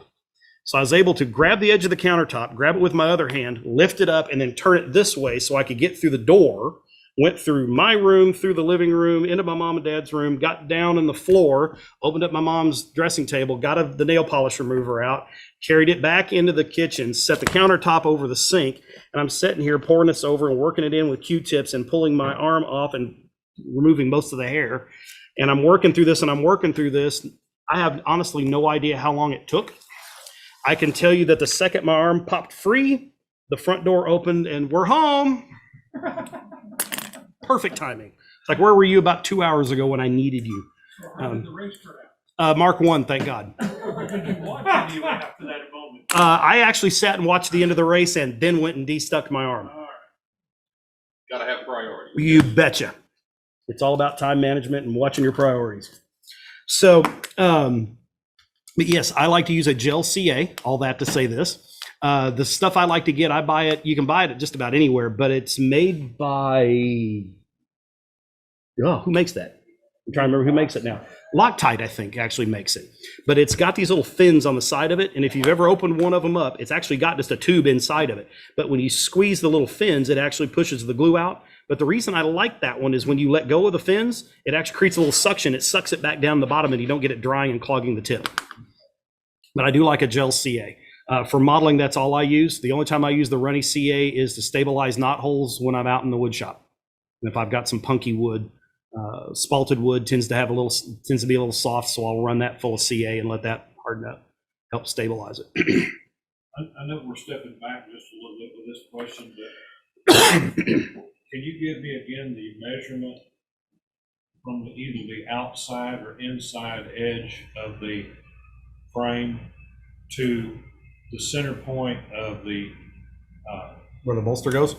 Bolster. It depends on your trucks, because it'll depend on the wheelbase of the trucks. Because I thought I put mine in the place with the measurement that you gave us, but in my mind, I'm looking at this and I'm wondering if it's a little bit too far back once you put the coupler on. Put your coupler in there and take a look at it and see. Okay. Yeah, it's I mean, what you've got is acceptable for sure. This is, of course, this is the 30-footer. Yeah. I've learned a lot about building. My next one will be a 40-footer, and that's the one I will groom to try to qualify as the real deal. But this has been a real good learning experience. Oh yeah. Can you cover putting the coupler on? Yes, that's what we're gonna cover that today. Okay. So I'm gonna cover a couple of three things. We're gonna gloss over it. I'm not saying we're gonna gloss over. We're gonna cover it, but it'll be homework. Okay? Because really what we're gonna try to cover today, will be putting some decals on. So now what we're gonna want to work on. So once you get your brake parts put on, however many of those you want to do. And one thing I will tell you, on smaller cars, putting the queen posts and everything in there is really hard to do. I didn't bring it with me because I'm in the middle of shooting that for a magazine article that I'm putting the finishing touches on. And I didn't want to take a chance of it getting broken on the way over here because I still have photos to take. But yes, I built one that's about 28 or so foot long to sit underneath that crane that I was working on. And I will tell you that by the time you put the trucks underneath there, you don't have a whole lot of room in between them to put those needle posts and the queen posts in there, the needle beams and queen posts. And when you do, the air cylinder won't fit. So I had to take it and mount it sideways in the car, which means I'm now rerouting all the plumbing, which technically probably won't work. I'll have to actually look at it and see. Sir? So you need to put the first. You don't have to, you just need to know where they're gonna go. That's why you wanna make sure that the bolster's mounted in there. Yeah. So basically what you do is you pull the trucks out and you're gonna figure out roughly where they need to go. If you don't have a scale set of drawings to work off of, you know, if you're a Santa Fe modeler, for example, you can find plans out there in the magazines for a 40-foot Santa Fe car. They're not that hard to come across. And you can build off of those, and that will show you exactly where that bolster goes. And it will tell you that it's a 5-foot 6-inch wheelbase truck or whatever it might be. So you can get the appropriate trucks, you know where everything goes, and it takes the guesswork out of it. For something like this, it's eyeball it time. So yeah, what you have is going to work just fine. I guess what I could always do is get a flat car that I bought that is a store-bought flat car and just take a measurement and see where they should be located. As long as you're working with the same size trucks, yes. And that'll be the next thing you'll have to do is if you're going to do that, measure the trucks that came with it as well and buy similar trucks. Because that's always the trick with it. And that's why the scale plans, I was telling you last time, I said, when you look at that bolster, don't take that as gospel as where that thing's supposed to go, because the trucks we bought for this clinic are not the same as the trucks we bought for that clinic when I did it 20 years ago. And the bolsters aren't in the right place now. So it really does depend on what trucks you're using. So once you get that done and you get it to look like this, can you put me on 3? Okay, so once you get it done where you've got your bolsters in place, go back in and cut you a block of wood and fill between these two center sills right here. You want to fill that area right there. Okay? Flush with the. Yeah, you want flush with the sills, but you want that to be full. And the reason being is that's what your coupler is going to mount to. Okay? And you can put that coupler box together and you can glue it on. And there are some people that'll tell you, I've run them on my railroad like that and never had a problem with it. Put a screw in it too. Again, Murphy's alive and well and he doesn't like anybody here. Inside screw. You can actually buy screws at discount. Tell them you need some screws to mount couplers to the car. And I think Katie's even makes them. Yeah. So in real life, would that have been a big block of it's wood it's a huge casting that goes underneath there. Casting, metal casting? Yeah. Well, it depends on the era of the car, doesn't it, Steel? In some cases, that drawbar and everything is all wood. In some cases, it's wood and metal, and they bolt together. If you look at a Carter Brothers car, you'll see bolts, actually. You'll see MBWs. There'll be 3 on this side, 3 on that side, and then 1 out toward the end in the middle. And that's where that whole thing bolted to the bottom of the car. It really depends on the railroad and the era and who made the car originally. On the stock cars, the narrow gauge stock cars that I've worked on for 40 plus years, got a little bit familiar with. You have your 2 center sills come through the bolster. Bolster is notched for the wood, and they're attached to the end sill, and there's a notch, and then you have your cast iron striker plate, which is bolted using the 2 inside truss rods. And then attached to the inside of the side sills are 2 cast iron carrier irons. They are molded so that you can put a square head bolt on the inside through the wood, and you attach your nut on the outside, and the bolt won't turn because it's in a pocket. And then you take your draft gear, and it has a spring or 2, depending on the stock or box. And it has 2 big cast iron blocks.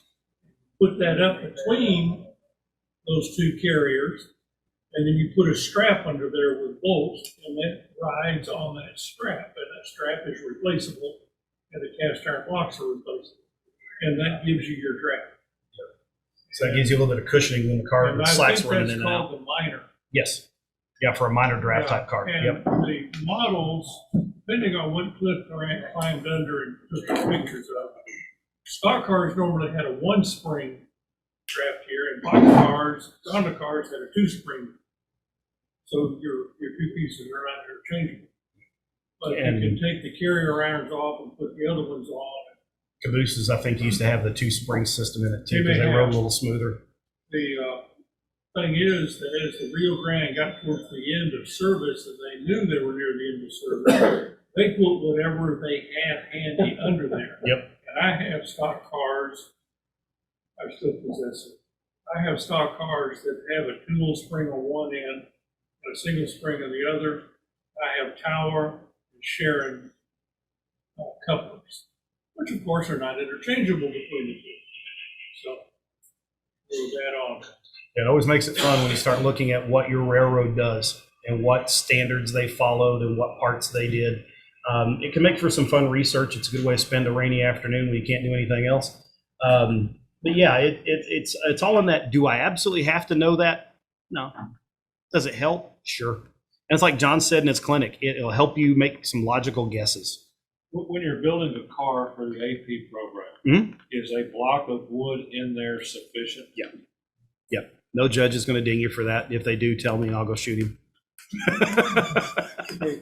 Well, more than likely for us, you can be the judge, so. Yeah. Yeah. No, for what you're doing, you need something there for that coupler pocket to mount to, and that gives you the strongest possible connection.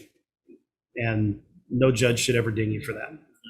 And if we put, and I'm just assuming that once you put that block of wood in there and it's flush with the seals, then when you use these coupler pockets that you gave us, it's going to come out to be the right height. Maybe, maybe not, and that's where you're going to have to play with it.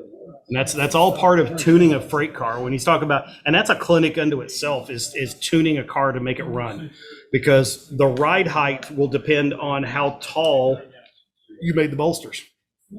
If you made the bolster stick out, I mean, like you can see on mine, they barely stick out past the bottom of the car. And I mean, you almost have to come up here to see it. And even then, it's almost infinitesimal. And I may have to actually pad that with a washer or two to get the ride height right. And that's another reason why and because narrow gauge tends to have a little kind of a lower slung, low rider kind of look to it, which is one of the things I like about it. It's something that I'll make these be a little bit lower, these bolsters, and then I'll pad them out with washers or whatever to adjust that ride height. What you need to invest in if you don't have one is a good KD coupler height gauge, and just have you a little piece of test track set up there. Set the coupler gauge on it. If you're doing this on your layout, make sure the rail power is off, because you will create a short like that. But set that on the rail, set the car up, and start looking at it, and then find out if you need to get an offset shank or something like that to help with your coupler height, because you want that mate to be as level as you can. When you start getting a little bit, okay, it's doable. When you start getting something like this, not so much, because if you hit a spot in your layout where it's sank a little bit and it goes underneath there, now you got an accidental uncoupling, and your train drives off and leaves half of it sitting there for the next guy to run over. So you want to adjust that ride height to get this part of it to mate up dead square. And a lot of times you can do that with a couple of different ways. You can, again, add the shims underneath here and raise the body up if you need to, if the coupler's too low, or you can do it with the coupler and you can get an offset shank one way or the other, and they make them both ways. So you can find one where the shank is here and the coupler sets up here, or you can find them like this too. And depending on how far back they are, you can find them with longer shanks and shorter shanks. And I mean, Katie's got a whole slew of different options out there, and so do the other manufacturers. If you look at Sargent's and some of the other folks, they've got them as well. So, so that's all part of tuning the car. I know some guys who will and absolutely positively insist that you drill this hole and then you come back and you plug it with a styrene rod and you epoxy that in place, and then you cut it, tap it, put threads in it, then you can bolt the trucks down. And they'll tell you anything less than that is not acceptable on my layout. I'll never do. I'm like, dude, rock on, good for you. I've never had a problem with a wood screw coming out of one of these things. Yeah. So, and I've scratch built cars in every scale imaginable. I think the only thing I haven't scratch built a car in so far is Z, and I may have to do that one of these J's just to say I've done it. And each scale comes with its own challenges. Some of it's simply the size. You look at what the N-scale guys have had to go through to get some of this stuff to work. It's stunning amount of work just because it's so small.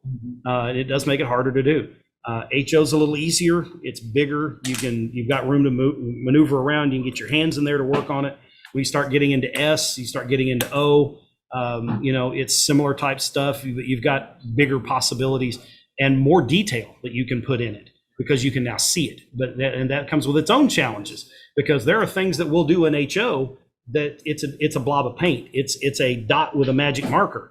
In S, it's now a casting that it's something that's three-dimensional. You get into O, it better have threads. It better that nut better actually be able to tighten down and be able to put a middle L-scale torque wrench on it and that kind of stuff. You go to G, construction is completely different. And a lot of that's because of the weight. It's because of where it's going to be running outside. It's the possibility of it being out in the rain. It's the possibility of humidity and all that kind of stuff that stuff like this doesn't have to worry about. So each scale comes with its own challenges. But for what we're going to do, like I say, fill that up with a block of wood. You can either laminate some more of this sill material together and put that in there, or just find you a piece of scrap wood. If you don't have any scrap wood, go take your flat car, go down to Hobby Lobby and go back into their basswood section and get the basswood, not the balsa. The only thing balsa is good for is making trees. That's its only lot in life. Beyond that, it's not worth a thing. Yeah, because you can carve the trunks real easy out of balsa. It's too soft for anything else. The only other thing I honestly know that it's actually any good for has nothing to do with model trains. Gibson Guitars, when they were making Les Pauls, decided back in the 90s they wanted to make a Les Paul Light. And before they took and glued the maple cap to the mahogany back, they actually used a router and routed out and what they call chambering a guitar, so it takes some weight out of it. And they go back in and backfill it with balsa. Duane? Yes, sir. On the coupler, would the underset or overset shape be any ding on your judging? Not a bit. Not a bit. A coupler is a coupler. As long as it gets you the right height you need and your couplers to mate up, we don't care. If you look at the requirements on judging, those are parts that you are never ever expected to scratch build. They are parts that if you do, you can get extras, but I mean, nobody's going to make their own couplers. Very few people are going to make their own trucks. That's a rarity too. So those parts are exempt from things, just as a side note while we're on the subject. But no, it's a bought part. It's perfectly acceptable. And on these trucks that you guys offered in the kit, do you recall the time frame that these are good for, from when to when? Depends on the railroad, but arch bars ran from the beginning days of railroads up through steel, probably the 40s. Yeah, late 40s, something like that. By that time, he started moving over into the Andrews and the Bettendorfs, and some railroads had already done it by then. Altogether, trucks were outlawed finally after World War II. Yeah. Except if you're going to keep it on your railroad. Yep. Then you could use it maintenance way service and stuff like that. Yep, and the narrow gauge guys, they ran those right up till the end because there just was never interchange between those I say never. Well, I like most of the time. I like the way these look. Yeah. And when I build some more, I probably would order these because I just like the looks of it. And I like the little springs. Yep. But there's the period I model would be 40s, 50s, 60s. Yep, you'd be fine. They would just be some of the older cars on the railroad kind of thing, and they would be something that you would have to keep on your road and not interchange. So, something else that we talked about before, and I'll give you guys a fistful of these since there's only a handful of you guys left. We talked about weighting these, and I talked about building those wood loads. If you're interested, I will give you a handful of these coffee stirring sticks to make wood loads out of, and you can do them up. In fact, I think I've got them here in the box.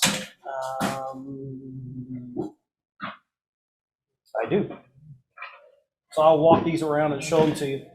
These are made out of basically the same thing. They're a different brand of stick. You can see how I made them hollow on the inside.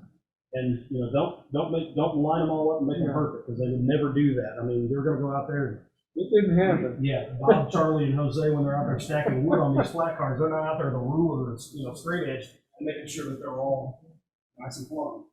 Just stack them up. So the only ones that are full ones are on this outer side.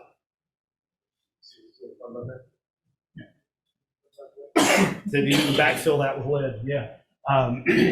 I have a small smelter and pan that I use with a plumbing torch because I shot black powder for years and years.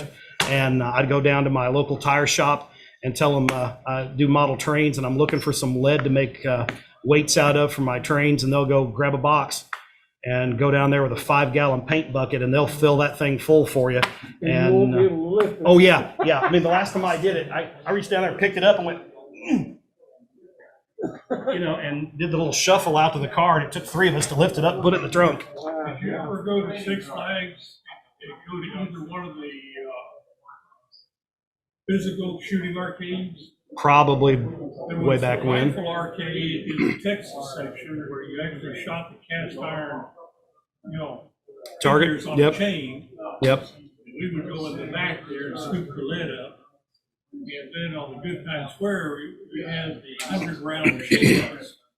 you had to shoot the star out of a piece of paper. Right. About every 2 months, there's a 55-gallon drum full of lead that we came to pick up. Yep.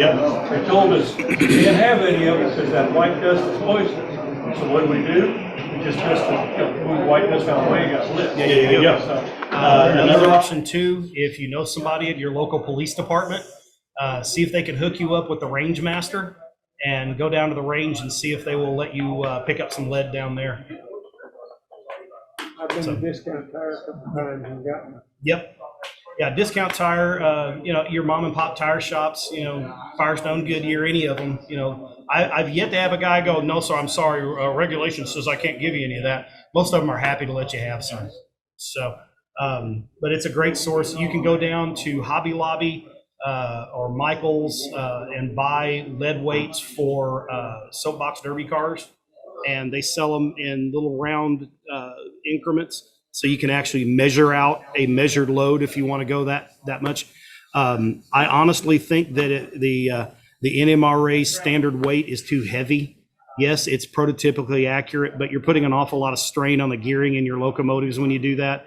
And to me, I'd rather preserve the longevity of a several $100s worth of locomotive is more important to me than being prototypically accurate on the weight of a car. And they'll tell you, well, it doesn't track right. I can put a set of trucks on that and run it across my hand laid track, and it will run just fine with absolutely no weight in it at all. Will the weight help? Yes. Because if you get any deviation going through a frog, or you got a set of points that are not quite perfect, or a road crossing or something, yes, having some weight in the car will help. Does it need to be NMRA standard? Not so much. But that's my personal opinion, and that and $5 might get you a cup of coffee at Starbucks, a really tiny one. But something like this, you can go back in and backfill that with a little bit of lead weight, and then when you go to mount that on the car, mount them so that, obviously this is way out of scale because these are S scale loads, but you want to mount it so that the weight is basically over the bolster, and then strap it down or build some side framing around it or whatever you want to do to help prototypically attach the load. You can actually even take the weight itself and glue some styrene shapes on it, cover that with a single layer of Kleenex, the kind without the aloe and the kind without little fancy patterns printed in it. Single layer of toilet paper will do the same thing if you can get some of that without any layers and stuff like that, or impressions in it. And peel that apart to a single layer, drape it around, paint it with a like Aleene's tacky glue or something like that, and then drape this around and bunch it up and shove it in around all the parts and pieces, tuck it up underneath it, and then let that dry. Paint that with a tarp-like color of your choice, and then set that over the bolsters and strap that down. Because now it's a tarped machine load, and it's nothing. We talked about it a month or so ago. Mossy brought up sometimes you'll get some bad castings that you can reutilize in some other ways. That's another good way to do them. If you get a casting, it's got a bad bubble in it or something, then you can tarp it and use that for a load. So there's a lot of opportunity there to come up with different weights to add to these. But that's a homework project for y'all for later. But I'll bring you around some of these here in a minute. So basically, once you get your bolsters added, you want to figure out where dead center is, drill your hole for your screw for your trucks, mount your trucks. Before you do that, though, is fill this piece with a piece of wood so you have something to mount your couplers to. Then once you get your trucks on, you can mount your couplers in it, and all of that goes in, obviously, after whatever level of brake detail you want gets added. Now, we have been working almost exclusively upside down, except for when we put the deck on it. Now we're going to work on the outer perimeter of the car. There are a few things here we're going to add. Most cars actually had a casting right here in the center that was part of the coupler pocket. And if you look at, you can actually buy these through, used to be Grant Line, now it's San Juan. However, if you do that, now you've got to modify your coupler boxes. And so a lot of times, unless I'm putting it in for AP judging or something like that, I don't put this part on, and we didn't bother to get them for you guys. But they make a coupler pocket casting. And all it is it's a little casting that sits right here in the center of the car. And it's like Steele was saying earlier, the two center truss rods actually come up through the bolster out either side of the center sill. And that end of that that truss rod is threaded. and that goes through that casting, and there's 2 bolts on the end of that tighten it down. So those 2 center truss rods are bolted together from one end of the car to the other, but they run down to the center. Now, in the center of the car, when you go to run these truss rods, I make them all one piece. Okay, it's just easier. If I'm really going after it, something I do that I did not cover in this class, I actually drill a hole back here right before where the bolster is going to go through each of the sills before I glue them in. And the whole point of that is I take the end of the fishing line, I run it through that hole, tie a knot, pull that up against the deal. Right before I get it up against there, I put a little drop of CA on it and I pull it tight and I let that dry. Then I run it down to the other end and I leave it just a little bit slack, run it through the other hole, tie another knot in it, slip that knot down to the end, CA it, and tie that in place. And then once I've got that on there, of course, I've got the turnbuckle in between it, right? So then when all those are in place, I then grab that fishing line and lift it up and put it on top of those queen posts. And that will pull it tight and give you the look that you're looking for. Now, on the real ones, that truss rod's 2 pieces. It starts on this end and it's bolted to the end sill. It runs through the bolster. It comes up at an angle. It goes across the first queen post, and then it's threaded.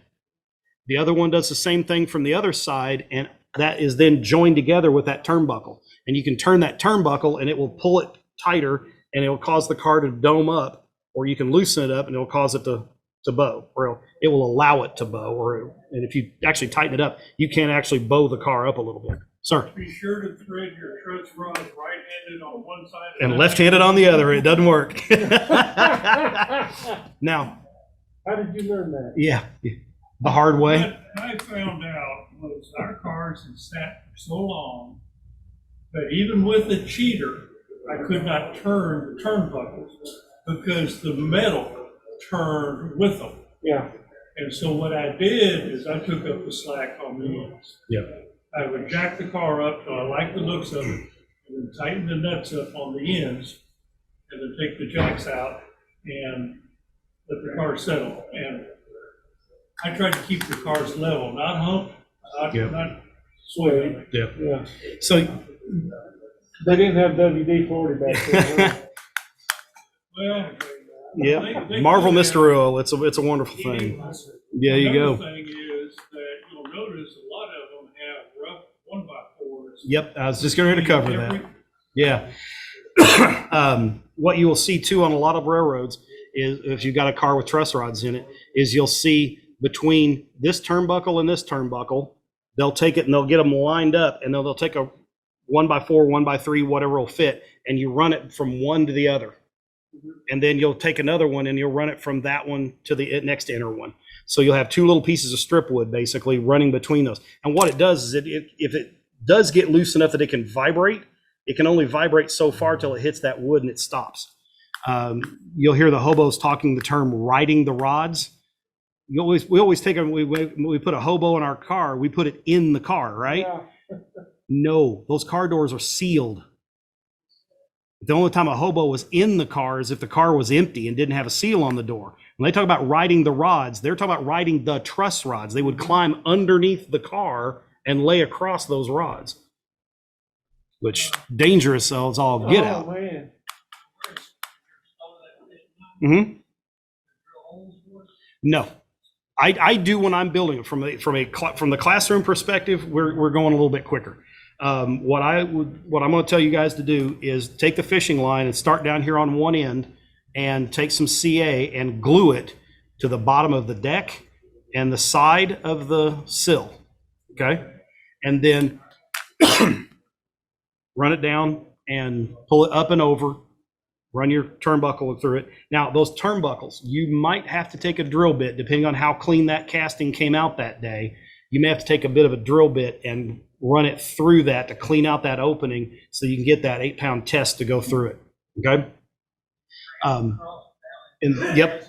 And then what I do is once I get it down to this other side, I'll glue it down to the other side. Okay. And I'm leaving that, when I say a little bit loose, I do mean a little bit loose. Okay. Because what I'm going to do when I get my trucks glued in here is I'm then going to come in and I'm going to figure out, because the angle now is going to be way out here like this, and the trucks are going to hit it. Now, one of the reasons I like using this 8-pound test as opposed to brass wire, like what steel's going to use, is that brass wire is stiff, and when the truck tries to pivot and it hits it, it's probably going to stop, which may cause you to derail. Okay, this is very flexible, even when you pull it tight, and the truck can kind of shove it out of the way a little bit, and I get less derailments with this than I do brass. So,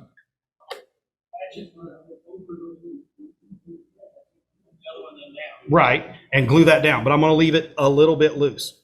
So then when I get my truck, yep. So here's how I'm going to pull it tight. When I get my trucks mounted, I'm going to go back and look at the pivot of the trucks, and I'm going to come in and I'm going to push down and change the angle of that fishing line, okay, with my fingers. And I'm going to figure out roughly where I want that angle to be.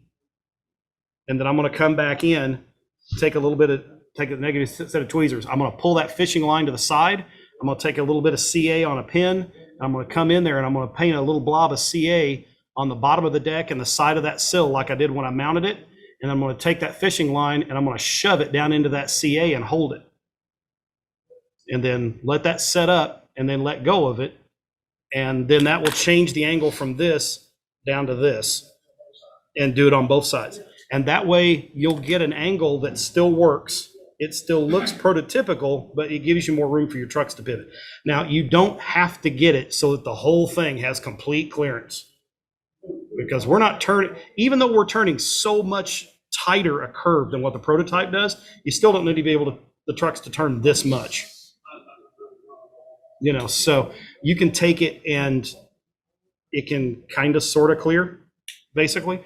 The two that I'm more worried about than anything else are the two center ones.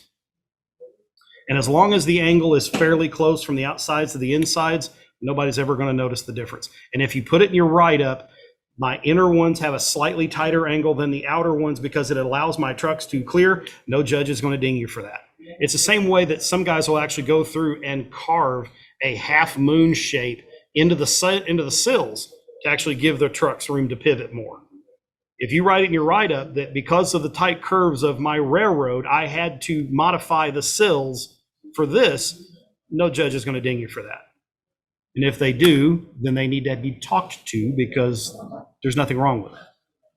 Duane, I haven't been able to find an answer for this one, Mm-hmm. but I think you can probably answer it. On these coupler pockets, Mm-hmm. of course, the center hole is for the screw to hold everything together. Correct. So what are the little ears on either side for? You can also use that to glue it down. You can use that and put 2 screws in it if you think one is not enough.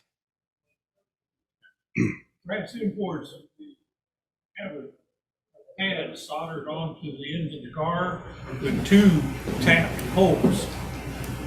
And they give you 1.4 millimeter screws, and they fit the ears on the KD covers. Yep. Okay. And that's probably because KD goes back to the 50s. Yeah. And so that's my explanation. Okay. Yep. Just it's extra holding power. It's kind of an either or. Yeah. Because I usually take a pair of pliers and snip them off. Yep. You know. Not a problem. Not a problem. Yeah, it's kind of one of those. There's an awful lot of people in the hobby and in other places in manufacturing or building or whatever that their philosophy of fasteners is if one is good, 2 is better. Yeah. So some guys just I'll never run a car on my layout without 2 screws in the coupler pocket. More power to you, Skippy. I'm happy for you. If that's what toots your whistle, go for it. But yes, you can do it either way. Okay. So typically I run just the one and it works just fine. I also put a little bit of CA on the top of the coupler pocket. So I'm actually gluing it and then the screw becomes the mechanical fastener. And the glue will keep the coupler pocket from wanting to pivot. And the screw will actually help hold the car together. And this is another reason why I told you I do not notch the bolsters around the sills. I will take and cut a solid, I'll take it and carve it out of the block, cut the opening out of the sills because I want a solid block of wood. When you start pulling on that car, if you've got your coupler pocket screwed in, now you're pulling on that screw and that glue joint. But when you start pulling all that weight, the truck is going to start, was where the rolling resistance is going to happen. And if that's on a solid footing, that is now pushing or pulling against the end of that board, as opposed to being glued around it. And I could be completely full of crap on that. I really could. I mean, there might be some scientist in the group, and if somebody's watching this on YouTube later figures this out and wants to run a scientific test, shoot me your results, because I'd love to see it. But from my thought process of having built tons of stuff for real, I just feel like that gives me a more structurally sound if that block is pushing against that board, as opposed, and the glue is holding all that together, as opposed to just the glue around all of that holding it together. There are a lot of good studies out there that will tell you flat, and any guy that builds furniture and stuff like that will tell you that the glue joint is actually stronger than the wood around it. I agree, but when I start talking about pushing and pulling against a large O-scale car, I just can't help but think that that solid block pushing on that board, as opposed to relying on just the glue joint, makes for a better, from a physics standpoint. Again, I could be absolutely full of it. That's just my own personal opinion. So take it as you like. Now, if you really want to go hardcore, I will tell you there are differences between the achievement program and the contest room, okay? We run under the same scoring principles most of the time. Not everybody does them differently, but I will tell you in the Lone Star region, our contests are done that way. You will go to train shows like Sandjack down in Houston. They've got a contest room. It's all popular vote. So I will tell you, if you build in this scale, leave it at home. You're never going to win. The guy that brings the O scale one that's nowhere near as good as this is going to get the votes, because bigger has wow factor. Wow factor gets votes. I've seen guys scratch build locomotives and bring them into the narrow gauge convention and lose to somebody who kit bashed a Bachmann ON30 Shea and regauged it. And if Chuck Lynn's watching this, he's now laughing right now, because he's the guy that did the ON30 Shea and beat Mal Farrell, who scratch built a locomotive out of brass. But it's popular vote. Bigger is better. So you get a guy who builds a lot of G, they win a lot of plaques in popular vote. The difference of that, though, Casey and Cody's work stands up to a technical judging too. Some guys don't. Who's So- the Houston guy? Barry and Blake Bogues? Yeah. Yeah. Barry built some beautiful stuff and a lot of scratch built locomotives. They're fantastic. And they do well in the technical scoring too. But we'll find some flaws on it here or there. So. You just cannot help but be impressed. Oh, you can't. You walk in the door. I mean, Yeah. years of judging. And I mean, I've probably been a judge for 20, 25 years or more. And I still walk in and I see something big. And the first thing out of my mouth is, wow. Can't help it. I mean, he brought an ABA unit one time, completely scratch built. And I'm looking at that just going. But then we started scoring it, and you start looking, and it's like anything else. You start looking at it hard enough, you start finding the things that are wrong with it. And that's the one thing that a lot of modelers, that one thing I just said, you look at it long enough, you find what's wrong with it.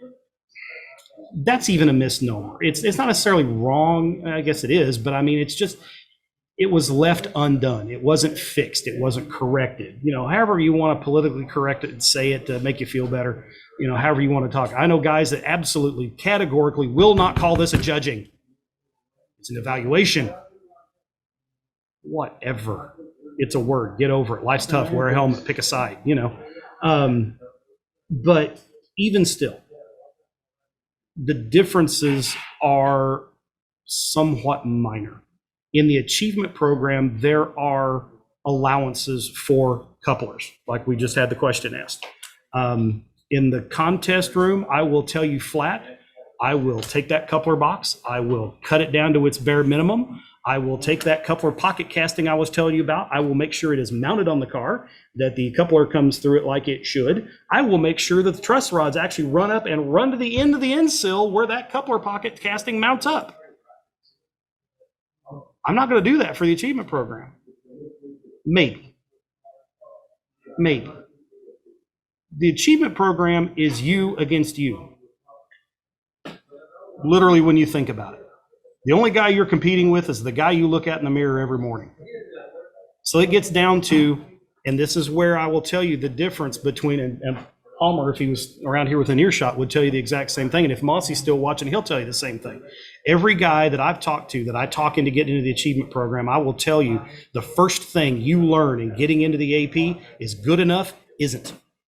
And when you put something together and you realize that what you have isn't right, and your brain says, ah, that's good enough, stop right there. Take it apart and fix it. Good enough means you are willing to leave those points on the table. And when you've got to get 87.5 out of 125, there's not a lot of margin for error. Okay? And that's the first thing that every one of them has come back to me when they got their MMR. He said, you know, Duane, you're right. It made me a better modeler. And what makes you a better modeler is stop settling for good enough. And there are going to be times, I'm not going to lie to you. I've got models and I can show you examples. I'll show you examples on that grain elevator over there where I did get to a point and I went, that's good enough.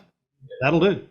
And it's all about what is the purpose of that model. Not that it's a grain elevator versus a gas station. Where's that model going to go on your layout? Is that a foreground model where it's up close, where you're going to see every last little detail? Or is it back there up against the backdrop? If it's back there against the backdrop, good enough you can get away with sometimes. If it's up there in the front where everybody can see it, that one, my philosophy, and this is strictly my philosophy, if I'm building something in the first foot off of that balance, off your fascia, it better be contest or AP quality. From that 10 inches, to a foot to 17 inches or so, I can get away with a little less detail. If it's up against the backdrop, yeah, I'm willing to let a few things slide back there. But I'll tell you, I'm getting away from that. The older I get, and the more technology like these cameras comes into play, and the more smart alecks like me who find a tripod that you can actually take the center post out, turn the whole head sideways and shove it back through, and now I can boom my camera out over the layout. Now I get pictures back in there where I'm up close with those background buildings. This guy right here, like I said, is the greatest invention for model railroading. It's the best tool in your toolbox. This right here has changed the game on how much you detail that background building, because you watch people when they come over.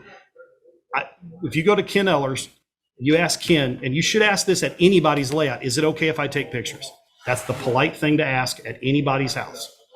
Ken will tell you, because I know I've asked him, and he's always told me, and I've heard him tell others, yes, but let me okay it if you're going to publish them anywhere, even online or anything. If you're going to email them around, I really want to be able to see it first, because he's a photographer and he's a damn good photographer, and he wants his work represented in the best light. And I can't say that I blame him. I'll probably do the same thing. It makes me sound like a bit of a schmuck sometimes, I guess, but I want my work presented in the best light possible. But one thing I've seen guys do, and I always want to slap them, even though it's not my layout, is you'll see a guy take his cell phone, pop the camera on, and stick it way out over the bench work and start taking pictures. Never asked, never nothing. Now he's got, and a lot of times holding it much like I'm holding it now, not really a firm grip on it, because you're trying to use your thumb to take the picture. So now I've got this camera, which is fairly weighty, and if it falls on a building, it's going to do some mischief out there. And here he's got his whole hairy arm out over my layout. God knows what he's knocked over in the meantime, so he can take a picture back there of a bunch of buildings that really don't have a lot of detail on them. But he wants that down the rails look or whatever. Always ask before you take that picture, but always keep your cell phone well under control. But it's because of pictures like that now that my philosophy of how detailed should that be is starting to change. It's funny, I've noticed when you take pictures and you start enlarging them with your whatever picture viewer you're using, it's like, oh my God, look at that stuff. Things that the naked eye doesn't pick up. Guy sent a model probably back in the 50s, I think, is when the article was published. It's an interview with John Allen, and I think it's in the book too. But he mentions that he actually got a model sent to him. The guy says, can you look this over and tell me what's wrong? John just put it right back in the box and sent it back to him with a note. Take a picture of it. Take a picture of it, blow it up. What doesn't look right, fix it. Wow. Back before the ease of digital photography, I would do that. I would go out with my 35 millimeter. I'd take a picture of it. Then a friend of mine said, I got a better one for you. Your neighbors are going to think you're a little weird, But take it outside, set it on a table in your front yard on a good sunny day. Go across the street and look at it with your camera, with your long, with your zoom lens, or look at it with a pair of binoculars. Everything that's wrong will stand out really fast that way. You remember the name of the guy that a model railroad did a trailer? Served in Korea, then he came back over. Thought that had the narrow gauge layout in the trailer? Yeah. Think about Harry Brunk? No, so this is in Dallas. Oh, Jim Finley. Okay, Yeah. Malcolm went over to take pictures of Finley's layout Hmm? to publish in MR. Comes out on the cover of the magazine, and the first thing you see is there's no coupler on the end of the locomotive. Yep. And nobody noticed it during the whole time Yeah. of messing around with it, so. Yeah, it's an advantage that we have that modelers in the past have not. And it's huge because now you don't have to go down to the drugstore and buy a roll of film, come back, take the pictures, go back to the drugstore, have it developed, wait a week, get your pictures back, and then start thumbing through them going, oh, wow, look at the thumbprint and the glue on that one, Now you got your cell phone, you whip this thing out, you lean over, you take a picture, and you start doing this with it going, ugh, okay, I got that to fix. And then you move it over a little bit, you zoom back in, okay, yeah, I've got that to fix. I mean, like I say, best tool in your toolbox right here. All right, what we did do, getting back to work here, again, we're gonna now work on the perimeter of the car. We did not give you stake pockets because we wanted to talk about, gang gluing the sides on for the gondolas and stuff. If you bought stake pockets, measure them out, put them in wherever you find is prototypically correct for you. If you want to make stake pockets, they're not that hard to build out of brass wire. For those of us with guitar players in our family or being ourselves guitar players, when you change your strings, stunning what you can use a 009 string for, around the house. And you can even take the wound strings and pick the end of that wind out and then grab it with a pair of pliers and unwind it and get down to the core. And the wind ones actually makes nice looking rope, by the way. So the steel guitar cable strings are much harder to work with, but I will tell you this. You put a set of wires on the end of a caboose and you make them out of brass and the thing gets on the ground and you reach over and your big old fat thumb and your fat finger reach over and pick it up, set it back on the rail.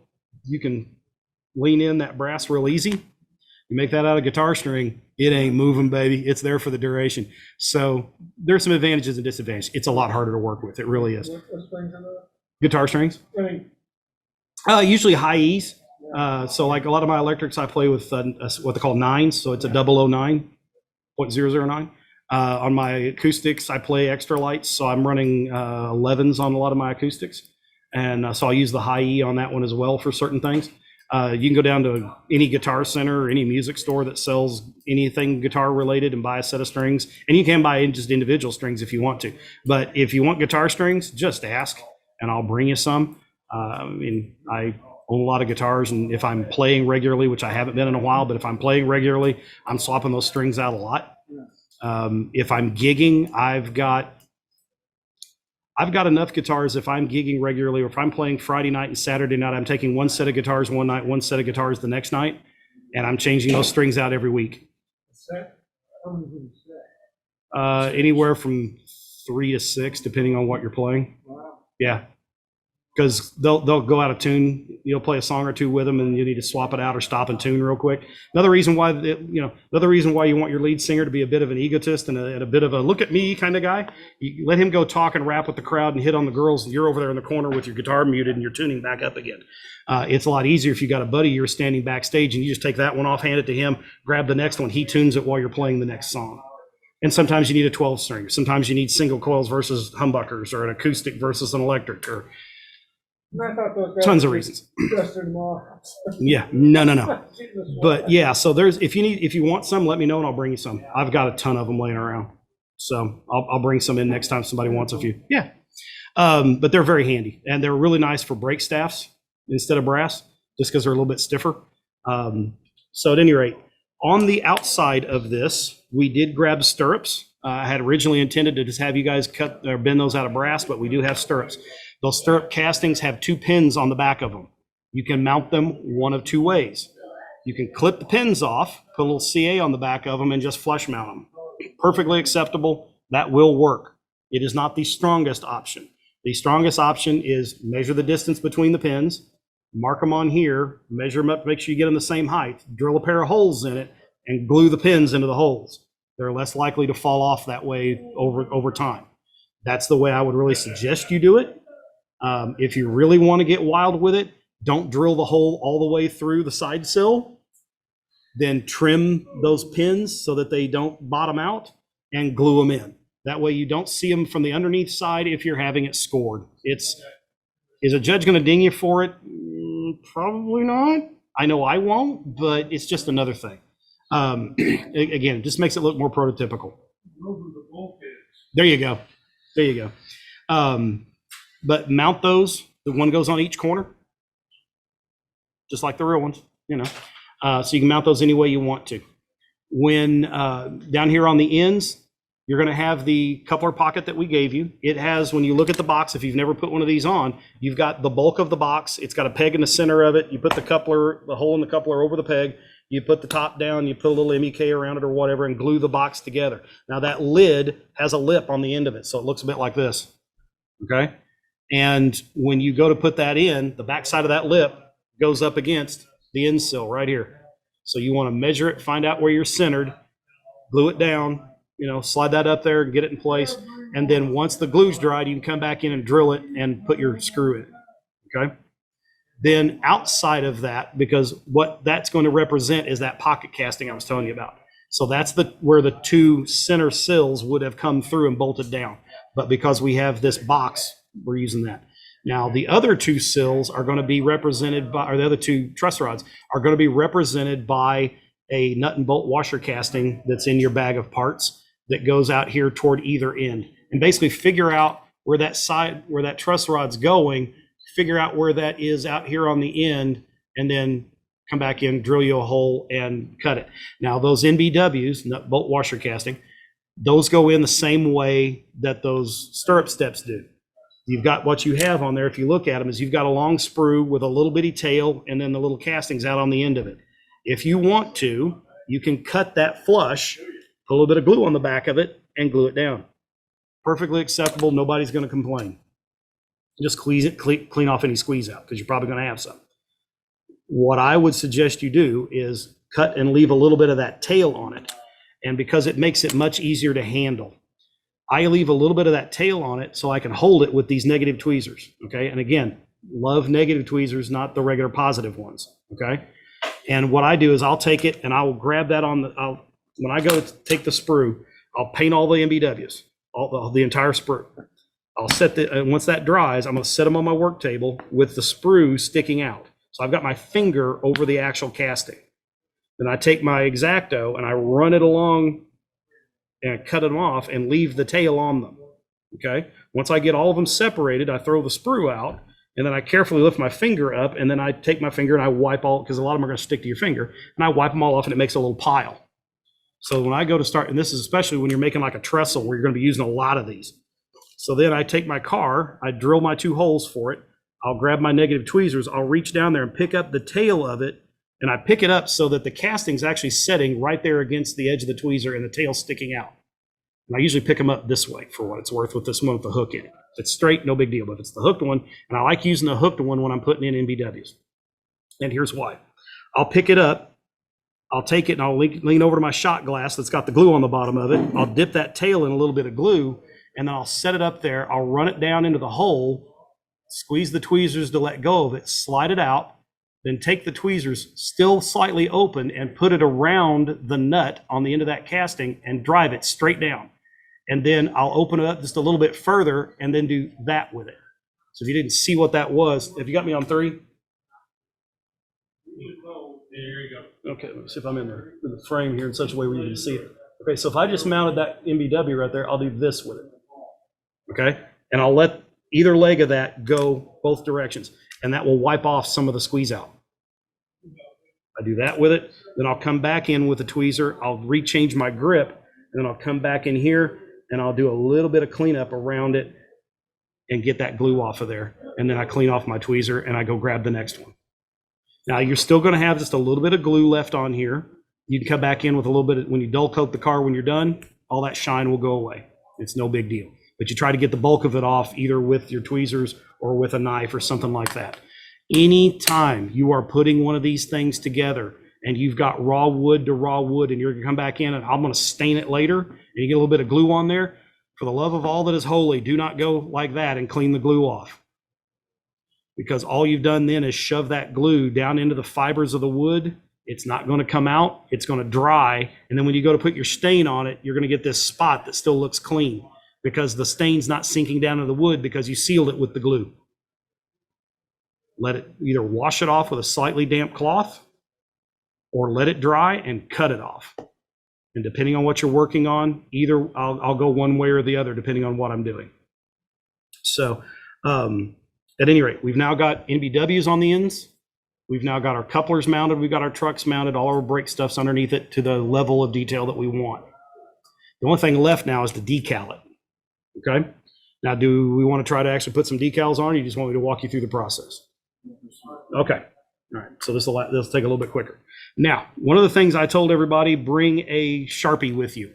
I grabbed mine this morning out of my bench, and then I turned around, set it down on the bench so that I could grab this bottle of Future 4 polish, and then promptly walked off and left the Sharpie sitting on the bench. There you go. Perfect. All right. I typically want something with a big wide felt tip, if I can get it. I've got that. Okay, cool. Even better. Even better. All right. Now, I'm going to show you all probably the best trick you're going to get out of this whole clinic.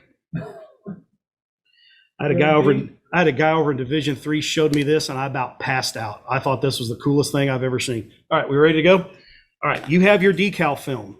You have the shiny side where all the artwork's printed, right? Turn it over and take your Sharpie on the back side of the paper and start coloring. And it's going to take a lot. You're going to go over this several times.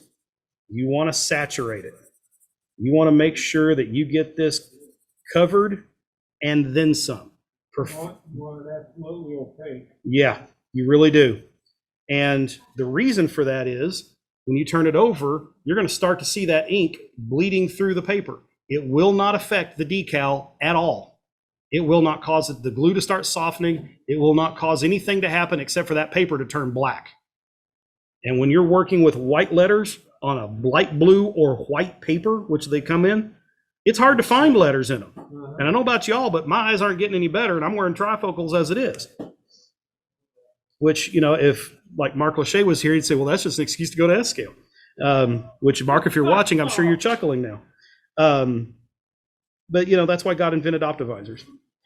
All right, so we're going to mark through this thing a bunch, and then we're going to let it sit. And I will walk this around. Now, first I'll put this up here on the camera so you can see it. But you can see that's the decal side of the paper. You can see how black that's getting. Now, look at the difference in seeing that little bitty print. Oh, yeah. Isn't that stunning? That's amazing.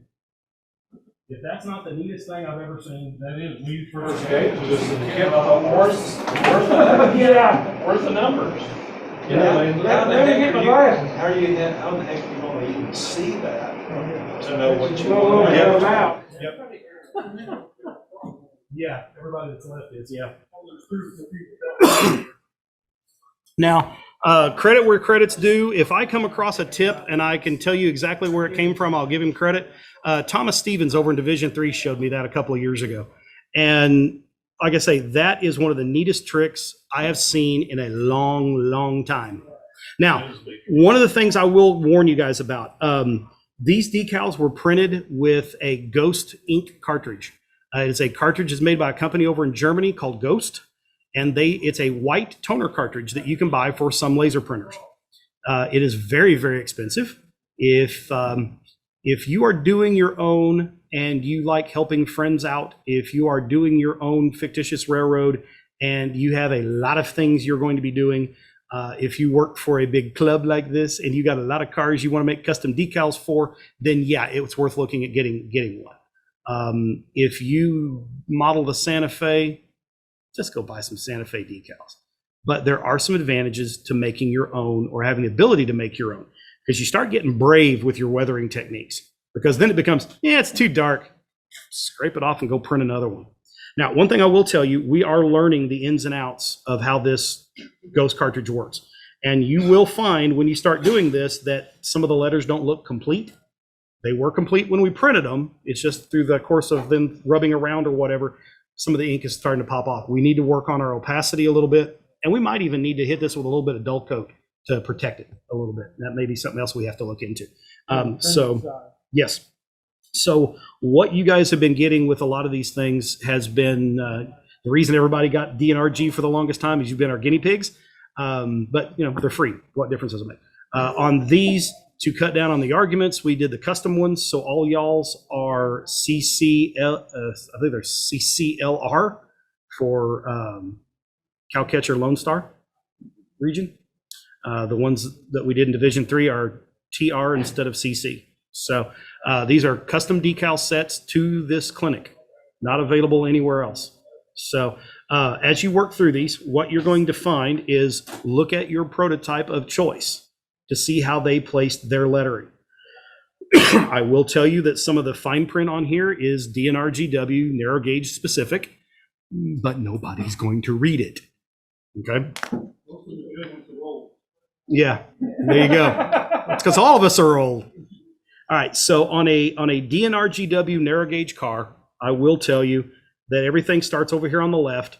They're a 9-inch letter, and it will say D and RGW all strung out. Now, with stake pockets on here, you'll have to space those lettering. They have to split those up and space them on either side. Okay. Then there will be some information in here. A car number is usually almost in every case, the main car letter numbers, especially on a flat, are right dead center. And then you'll have some dimensional data in there, and the level of detail in that dimensional data varies from railroad to railroad. But usually you'll get the length of the car, the width of the car, and the weight capacity of the car, if nothing else. Okay? Is that on the sheet? Yes. Yes, it is. And some of them, like the DNRG, would have a little star that would get shot down here on the end. It would have some letters around it, and that denotes different rebuilds or whatever. If you go to the Cumbres and Toltec right now, the way they do theirs is it's got the little star, and it denotes the last time they painted the car. I found that out from the lady who works makes all the stencils and all that. She's the lettering queen up there. Font of information. The stars usually point down, by the way. Fonts of information? Oh, yeah. Thank you. One caught it. All right. Yeah. Good dad joke, right? At any rate, it will vary from railroad to railroad on the placement. So take a look at what you're modeling. If you're a Santa Fe guy, look to see what the Santa Fe did. If you're like I am and you're freelancing it, then who cares? Put it where it looks cool to you. But like I say, typically you would have the name of the railroad out on one end. Usually, kind of thinking back through it, most of them, I think they put their railroad letters out on the left edge, car numbers in the center, dimensional data on the right. But again, that can vary. So look at whatever prototype you like to use as a reference, or whichever one you're building, and you can place the decals accordingly. Now, on the car type too, a little bit, doesn't it? oh, yeah, absolutely. From one car type to another. I mean, if you go down and you look at, now, when you look at where the railroad's letters and their reporting marks went, those are almost always on the left. But where they are height-wise depends. Some of them, they're painted right on the side of the car. Some of them have a standoff placard. Some of them, it varies from flavor to flavor to flavor. So now, when I go to do decals, okay, once I know where I'm going to work, and I've got all this colored and it's all bled through all nice and easy, and I've got a nice, easy way to see my letters, I use a very small pair of scissors. I like getting ones made by Fiskars. You can always tell Fiskars they have the orange handles. Go over into the sewing section at a Hobby Lobby, Michael's, Joann Fabrics, whatever. And yeah, Walmart carries them too. Find the smallest little pair that you can get your big old fingers in and use those for decal scissors. If your wife does cross stitch or needlepoint, either volunteer to buy her a brand new pair of scissors and abscond with her old ones because they're old and junky and probably need to be thrown out and replaced anyway. And then you look like the hero and you get a really nice little pair of scissors. But basically what you're looking for is something small that typically cross stitch or needlepoint people are going to use. They actually make decal scissors if you want to go spend the extra money. They make some that don't even have little finger loops in them. They've got one big loop and you can just kind of squeeze the thing. I find those to be the most gigantic pain in the backside I've ever tried to use. These are nice and easy. Medical scissors work fantastic. Medical scissors and Fiskars both are easily sharpenable too. Now, one thing I will tell you, the pair like you have, for the longest time they made them like these and then they quit and they started making them like that. I like these over those, and for the life of me, I'm not sure why. I've had both, and I finally found my old pair one day in a box, and I stuck those in my toolbox. This is the pair that's been missing in action for a while, and then lo and behold, I looked over one afternoon. My wife's working on some cross stitch, and she had another pair just like this, and I said, "I don't suppose you'd be up for a trade, would you?" And I traded her my pair like that, so I've got a second pair like this. One lives on my bench at home, and one lives in my toolbox, but those are just fine. So what you want to try to do is you want to determine which decals you need for one side of the car. I have them grouped together. So if you start looking through this, you're going to have some of these that say something about safety first. You'll see some that have the dimensional data. There's all sorts of sets of numbers in here and everything so that you can do the car. One of the things that I just got to thinking about, and I think I made a boo-boo, and I didn't give you both sizes of numbers, so you have a smaller set of numbers to put on the insill. Not every railroad did it, but most of them do. So if it's car number 619 out here, and hi Dad, hope you're watching. That was the locomotive he was on when he had a wreck on the Frisco. So I love to throw 619 in every once in a while. It's a nice little jab to the old man. I bought him a brass engine to that locomotive one year instead of decals. Here you go, Dad. We love each other, what can I say? But they'll run that car number out here on the end of the car too. Typically, if you're looking at the end of the car, it'll be up on the right or down on the right. And I don't know why they picked that side. The uncoupling lever is over on the other end, but yeah, what are you going to do? That's going to be another detail. If you want to add uncoupling levers, you'll have to buy a couple of little eyelet castings, and you can drill those in and mount those, then take you a little bit of wire, bend it so that it runs up through them, back out over the coupler, and then leave it hinged in there. The two angles will keep it from falling out, but then wow, your uncoupling levers work. Yes, they do. You know, nice and easy to mount. It's a nice little extra detail for judging. 100% necessary? No. Extra points? Yes. So if you want to have it scored, I would add couplers. If you're put in the contest room, you better put uncoupling levers in it. In fact, you might even want to look around and see if there's a way you can attach the end of it down to the coupler as well, so that, you know, it doesn't necessarily have to work. It just needs to look like it can work. Now, so when you go to decal this up, you're going to have a main set of numbers.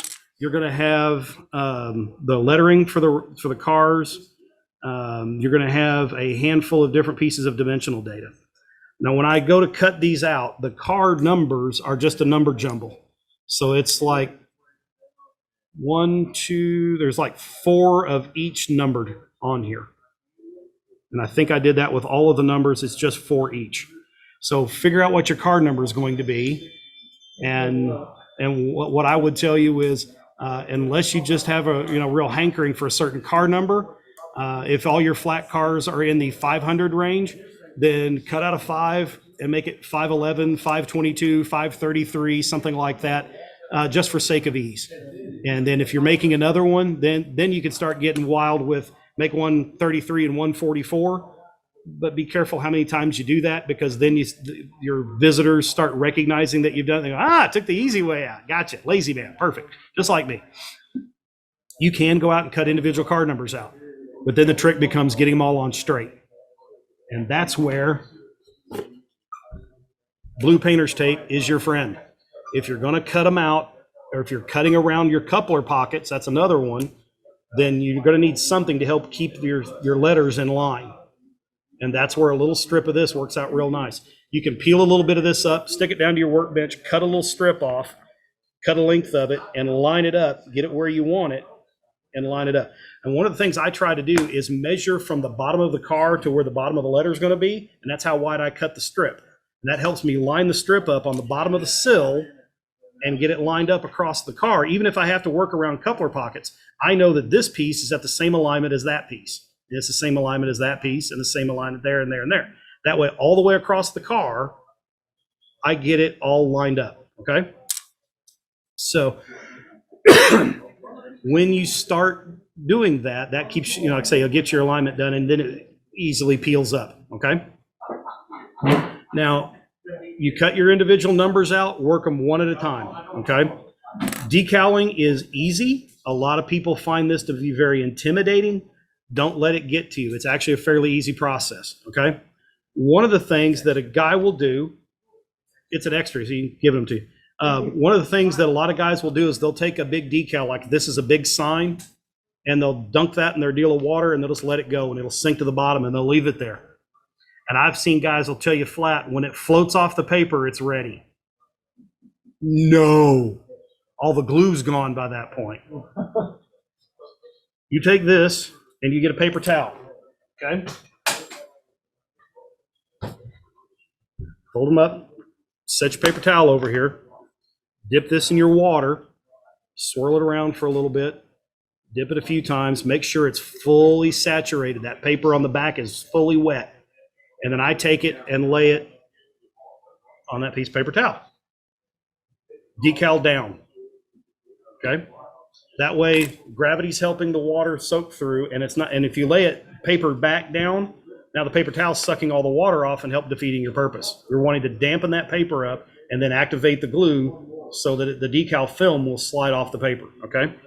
So I leave those to set for a little bit and I will do, depending on the type of decal I'm doing, I may have 2 or 3 of them laying here soaking. I don't do everything for the car. That's too many. You're not going to be able to work that fast, okay? So what I'll do is I'll take the first one and I put them in order when I lay them down, just first one, second one, third one kind of thing. And it helps me, right to left, top to bottom, whatever it is you want to do, but it helps you keep the order of this one's been soaking the longest. So I will come back in with the negative tweezers again. I will pick that paper up. Now, when you go to cut this out, you want to cut it as close to the artwork as you can get it.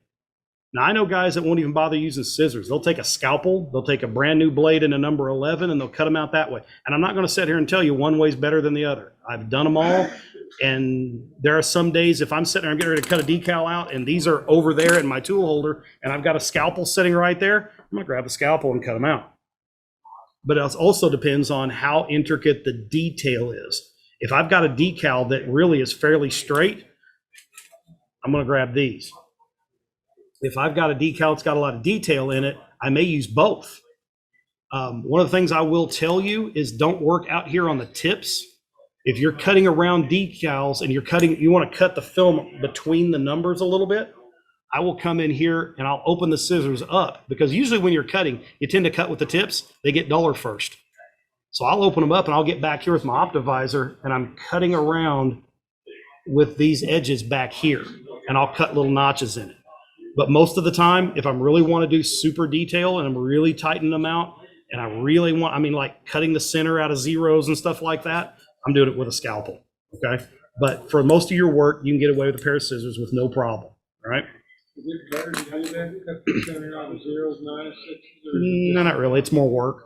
You can if you want to. If it's really thick decal film, yes. Most of the films now are really, really thin. It really doesn't buy you much, okay?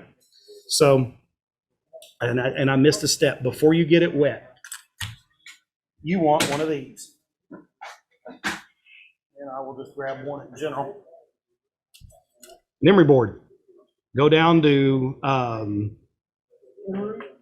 Walmart's got some, the Walgreens and some of those will have them too. Go down to Sally Beauty Supply, because Sally's. Because they sell to the public, and you can go back in and you can buy these and they're labeled by grit. And you can buy everything from 60 grit coarse up to 3,000 and 4,000 for polishing, because they use them for polishing nails, right? Get you one that's a fairly high grit. This particular one's actually a coarse one. I've got a couple down here. In fact, this one in particular. This one has 4 different grits on it. And it is a number 1 file nail edge, a number 2 removes ridges, 4-way buffer, a washable, disinfectable, number 3 smooth surface, and number 4 super shine. It doesn't actually list the grits on them, but I guarantee you that number 4 one has got to be at least 3,000 or 4,000 would be my guess. because there's actually, when you run your finger over it, you feel absolutely no rough on it at all, okay? Now, what I will do when I cut them out, if I don't, especially if I don't have just a ton of detail and I've got a big, long, flat edge, I actually take this, hold it at a little bit of an angle. Does the angle matter? No. Invent an angle. And then I run it across that once or twice. Okay? All that does is put a little micro bevel on the edge of the decal. And where this comes into important is if you put this on the side of your car and you've got especially thick film, some of the older decals, you look down the side of that car as a judge, you may not see any shine, any decal film shine, but you set it up and you look it down it on edge and you look across, that sill goes, and you can see where that decal is. But if you take it and you put that little micro bevel on it, it's now this, and it's far less noticeable, okay? It doesn't take much, one or two little quick swipes, a very, very high polishing emery board, okay? Is that a point loser or anything? Can be. Can be. If I see decal film on it, yeah, we'll write that down. It'll hit you in finishing lettering. So it's something that most guys don't do that. It's something that I came up with one day. I was working on a kit. The guy that lives across the street from me is a Santa Fe modeler. And I showed him a couple of cars I was scratch building. He goes, I got a couple of kits. Would you build them for me? Yeah, sure. So he brings me these two wooden Santa Fe flat cars. And I'm looking at the decal film on that. Decals might have been older than me. So I hit them with some of that microsol, whatever they call it, that you put for old films to keep them from shattering. I put some of that on there. So now it's even thicker. And I put that first decal on it. I'm looking at that and I went, yeah, that's not going to work. So I scraped that back off and went in, drew up the artwork in PowerPoint, printed off on my Alps printer and made new decals for it.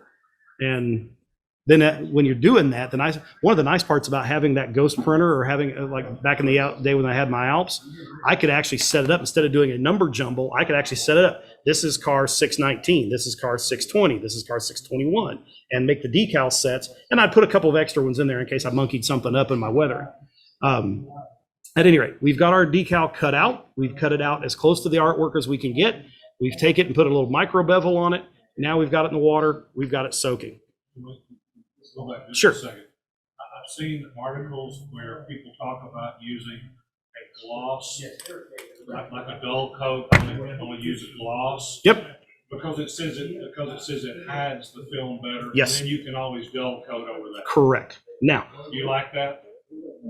on wood models, yes. On plastic models, no. I started off building model airplanes, plastic model airplanes. I've never, and they'll tell you, oh, it helps the decal slide around the surface better. BS.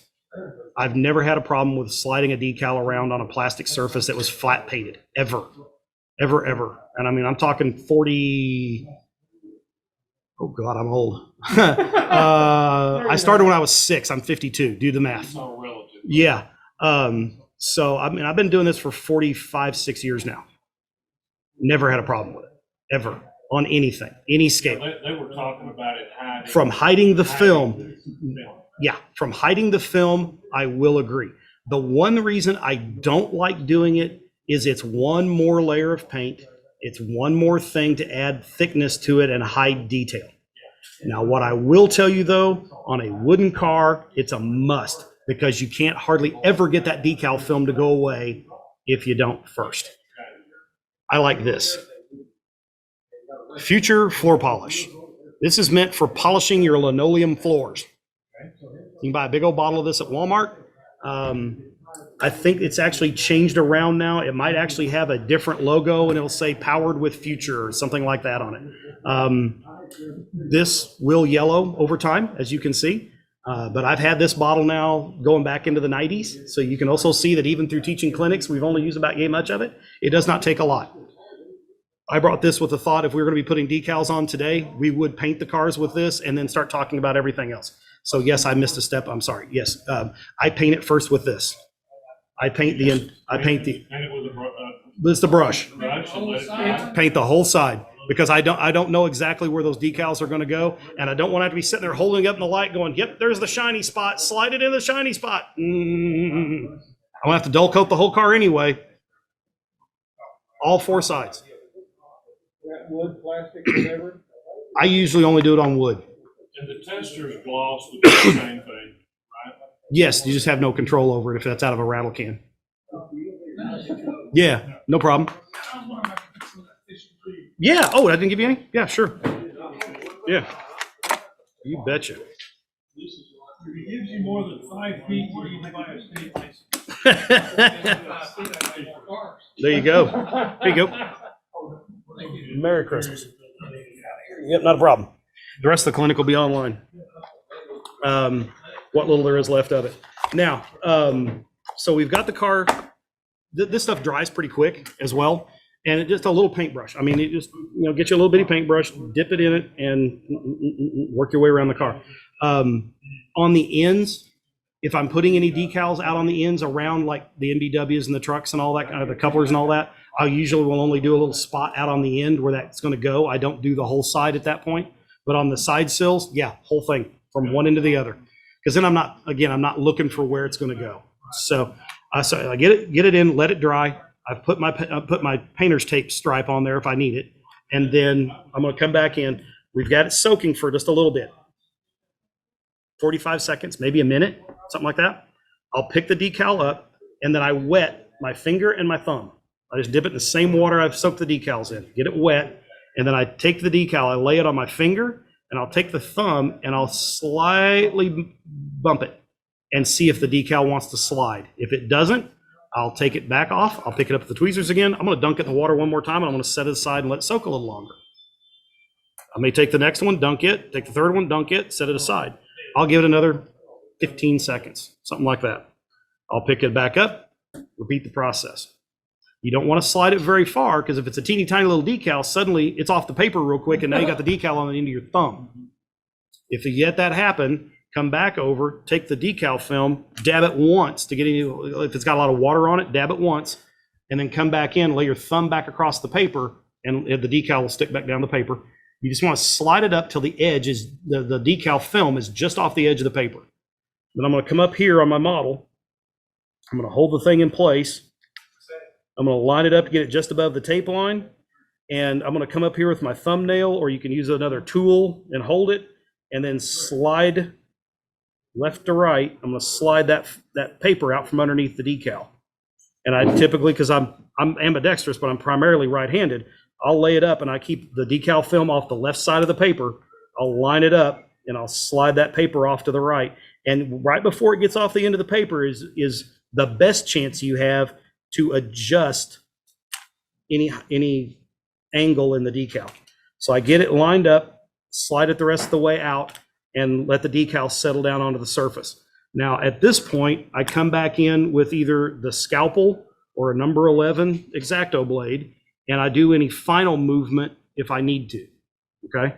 I also want to make sure I don't have any bubbles in it. If I've got any bubbles, I work from the center out with a wet finger or a wet Q-tip or whatever you want to do, but you also have to be careful that you might suck the decal right back up off and get it on your finger again.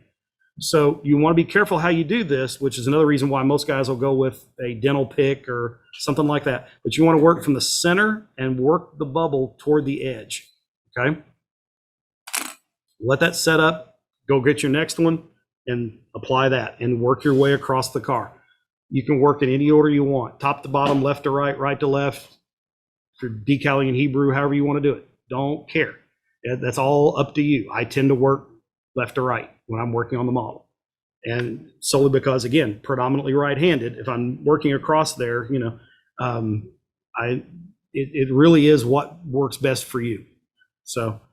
Question on decaling. I've read a lot of stuff, seen a lot of stuff on YouTube, and that's the problem. You start looking at stuff, and there's always 15 different ways to do something. Mm-hmm.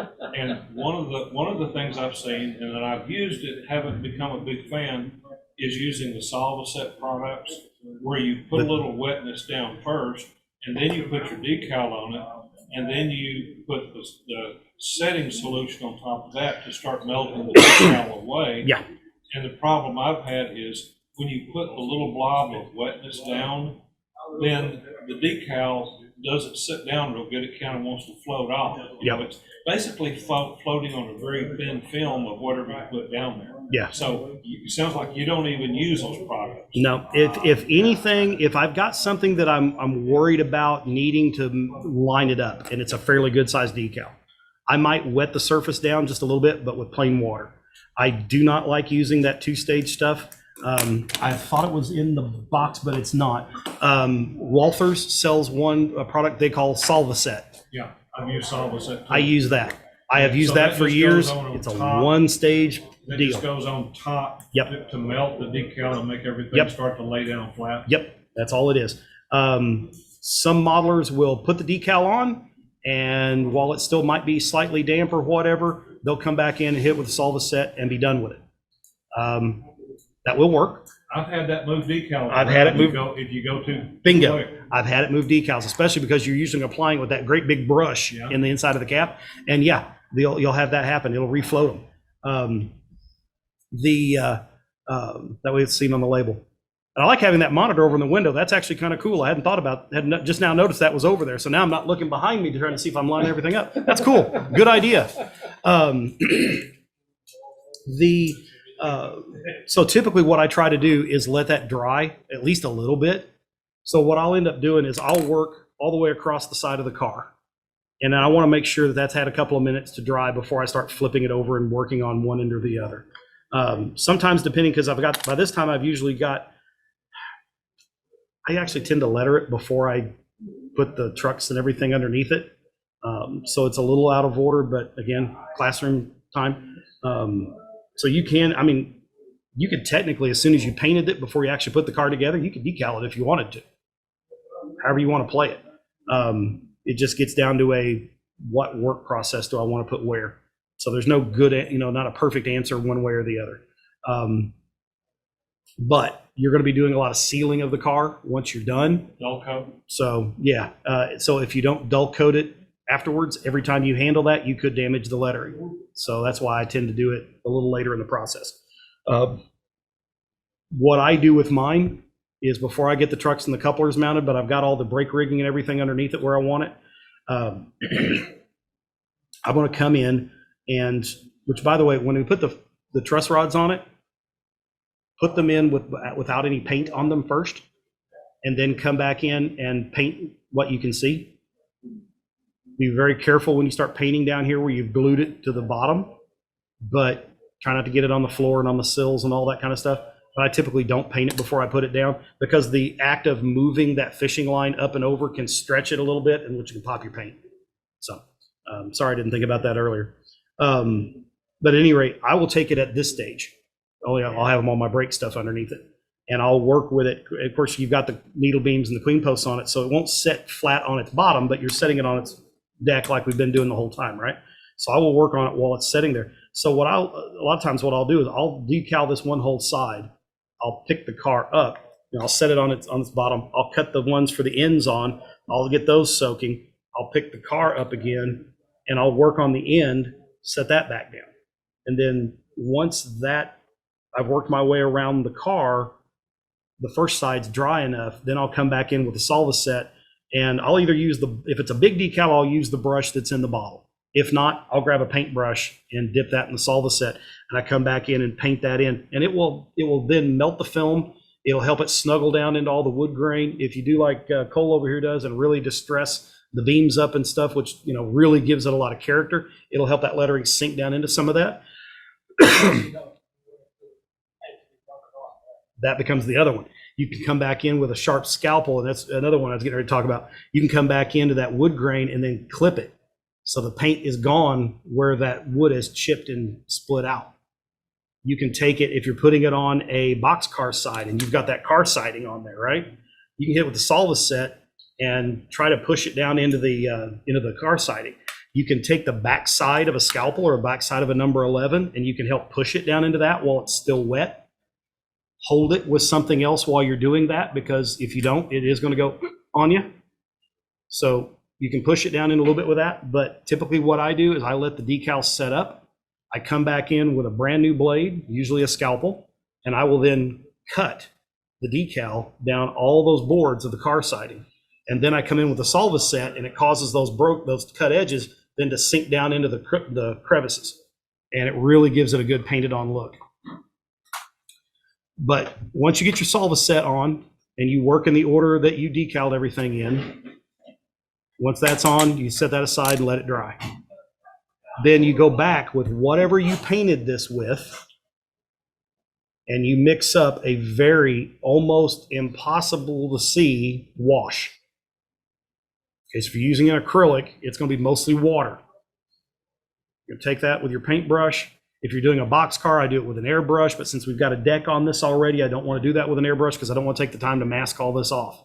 So I'll take a brush and dip it down in that water and run it across the letters of the decal. And when I say real thin, I mean real thin. You can layer it up, but you can't take it back very easily. Acrylics, you can. But you want to take this because what that does is it fades that white lettering. If you want the car to look old, the lettering should look old too. You look at, if we walked over here and we pulled 12 weathered boxcars off of that layout, I guarantee you, and no offense to anybody in this club, they're not done right. Because the lettering underneath, all that grease, grime, dust, rust, and mud, looks brand new. None of it's chipped, none of it's rusted, none of it's streaked, none of it's oxidized, none of it. And we're all guilty of doing this. We'll grab that boxcar, we'll pull it out of the Athearn box or the AccuRail box or whoever made it, and we'll grab our weathering stuff and we'll just go to town on it. Next time you're going by the train yard or you're stuck at a road crossing, pay attention to the cars as they go by. That lettering's beat to hell just like the rest of the car is. Our letters should look like that on the real ones too. The first step you should always do is fade the lettering on the car. It will make the car look old like that. It's instantaneous, but it doesn't take much. A very, very thin wash. So, Yes. 1 to 50? Guess. It literally is a guess. I mean, I've got a little pallet that I bought at Michael's or Hobby Lobby, and all it is a little round thing. It's got a bunch of little sculpted out wells, okay? I take one of those and I'll take a little bit of water and just pour a little bit of water into one, and then I take a toothpick, dip it down into whatever paint that I used, drop it in that little bit of water. And I mean, I'm not talking about, don't fill the whole well. Yeah. You know, just put a little bit of water in the bottom of it.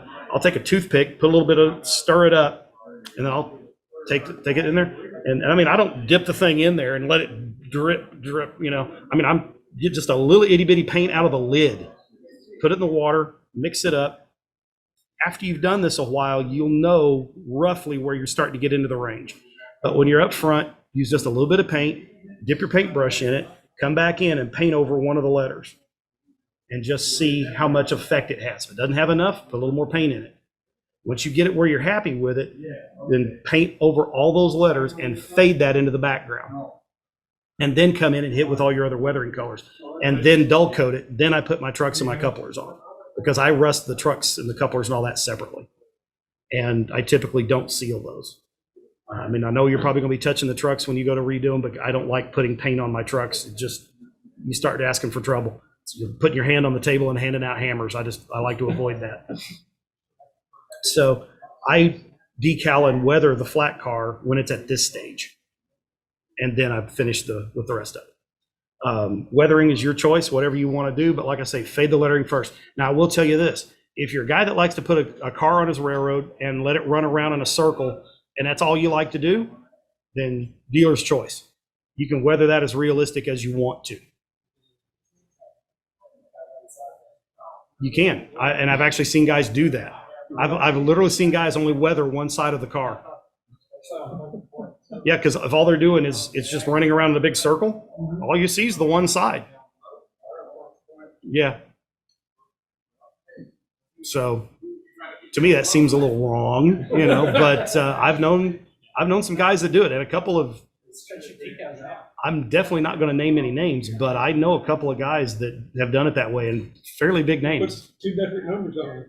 I've seen guys do that too. And actually, I'll tell you a fun one. Dad's working the North Yard in Springfield one night on the Frisco, and they're pounding the chat. He was the lead switchman on the crew, and they're looking for a Katy box car.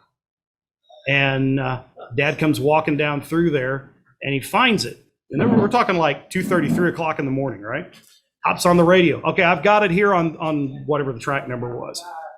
And he had much more than said that. And Richard Snow on his cruise, a couple of tracks over, and he goes, or the next track over, and he goes, no, I've got it right here. Dad goes, Richard, put your glasses on. I'm staring at the number. And he goes, Paul, put your glasses on. I'm staring at the number. He said, Richard, step through. So he steps through, and he said, all right, so I can see your switch lantern. He calls down to Roy Harold, who's the engineer, and he tells Black Cloud, go grab that string of cars on 2 and let's back it up. I want to get these 2 cars side by side.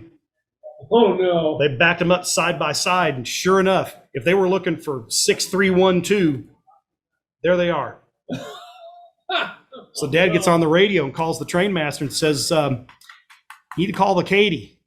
Why? Well, I need to find out which 6312 boxcar I'm supposed to send to St. Louis. He goes, what do you mean, which boxcar? And he goes, I got 2 of them parked right next to each other. Which one goes to St. Louis? They called the Katy up. Katy comes walking out there and went. How'd that happen? Not a clue. Not a clue. But yeah, they had 2 of the exact same car number sitting there. That was that deferred maintenance. There you go. There you go. That's what happens. So ink caps numbered right? They were all every number on the car was correct for the car, but they had it duplicated. And how they managed to run them that long, I'll never know. But they just by sheer dumb luck, they both ended up in the same yard at the Frisco at the same time on 2 separate tracks. So they had to call out, cut the seals, open the doors up, figure out what the 2 shipments were, close the doors back up, reseal them, put a temporary number on one of the 2 cars, and run the thing out of town. Same 2 boxcars. Same 2 different boxcars, same number. Go figure. They did have different lighting. Out of the box. Yep. So there's your prototype for not relettering your cars. I mean, they're same company and everything. Yeah, same railroad, 2 boxcars, same number. They didn't have the same lighting. No, yeah, two different shipments, but yeah, not a clue how something like that could happen. I mean, I really don't know. Man, the one I know is those Rock Island boxes where they had a number, they respelled Rock Island. Yeah. So there's all kinds of different things out there. As I say, there's a prototype for everything. Yeah. But that is literally decaling in a nutshell. I mean, I know we covered a lot of things kind of bouncing around a bit. But like I say, the biggest thing you can do is trim that decal as close as you can to the lettering, because that will help hide a lot of that extra film. And when you trim those things up, then like I say, if it's a fairly good size or a lot of straight edges, put that little micro bevel on there. If you've got thick film, try to micro bevel it anyway, even around a car number or something like that. You always want to solve set it. Add a gloss coat, don't add a gloss coat. He will tell you put a gloss coat on everything. I'll tell you put a gloss coat on wood, but not anything else. It's dealer's choice. If it makes you feel better, do it. If you think it works for you, then it does. You know, it really gets down to that point. I know guys that absolutely hate negative tweezers. I hate having to squeeze them to let go of the part. I hate having to hold on to the tweezer to hold on to the part. I was born with a lazy eye and it eventually took over the rest of my body. This is less work. And if you pay attention to a lot of what I build up here when I'm doing an example, you're going to note I hold on to an awful lot of stuff with a pair of these, and I don't do a lot of touching it with my fingers. That's much finer than this is. My hands aren't that big, but when you start talking about HO scale parts, that's a big fat thumb and a big fat finger. That is teeny tiny. And I can put things right where I want it. I can hold on to it. This can hold parts together. It can hold parts while the glue's drying. I mean, I can set a part up there like that and let it sit there with all the glue's drying, and I can go, or while the paint's drying, I can do something else. Paint's dry and come back over. I can reposition it in the tweezer. Then I can come in. I can dip it in the glue, drop it on the model. I have 15 or 20 of these. I've got a handful in that box. I've got another 15 or 20 on my workbench. They're different shapes, they're different strengths. It takes less to open some than it does others. And I've got uses for all of them. I've got one set with a hook, one set's in there, one set's at home that I found that these are all made by the fine folks at the Pack A Stand Company. And quality control there is not real good. So you'll get some, they're made in Pakistan. I was gonna say. There's no name on them. That's just me being stupid. But when you see Jane's Trains over there and you go talk to her about buying some tools, pick up every one of these in the bucket. Give them a squeeze. Run your finger across the tips of them and see how sharp they are. or if they're straight. Some of them, they filed them down to a point where they're so teeny tiny, they're actually bent a little bit. So cull through them, pick out the ones you want. I would recommend buying several. Usually you get them 2 or 3 for $10 or whatever, but get you a couple of different shapes and a couple of different strengths to open and close them. And what I found, and like I say, I have one pair at home and one pair in that box, where that tip is actually fairly sharp. And when I sorted the two out, I then took the two and took them out to my shop and took them on some really fine sandpaper and gave it one of these and made them even sharper. And then what that does is you can take the ends of your decks on either a flat car or a loading dock or something like that, and you can come back in and do this with it. And you can sit there and pick at those edges. And it destroys that look. Loading docks, flat cars, they do not very carefully pick the part up, very carefully swing it over and very daintily set it down, or at the other end, pick it up ever so careful and move it off the car. They reach a hold, grab over it, and drag it off that car. The ends of those boards should not be square. They should be beat up. They should, and the one thing about it, I can take a file and do that. Yeah, you can. And then they look uniform. Now they're all perfectly rounded over. They didn't look like that. Or they're perfectly chamfered if you didn't do this kind of motion and you just ran an edge down. Now you got a perfect chamfer on it. They didn't look like that either. They're all broken that way.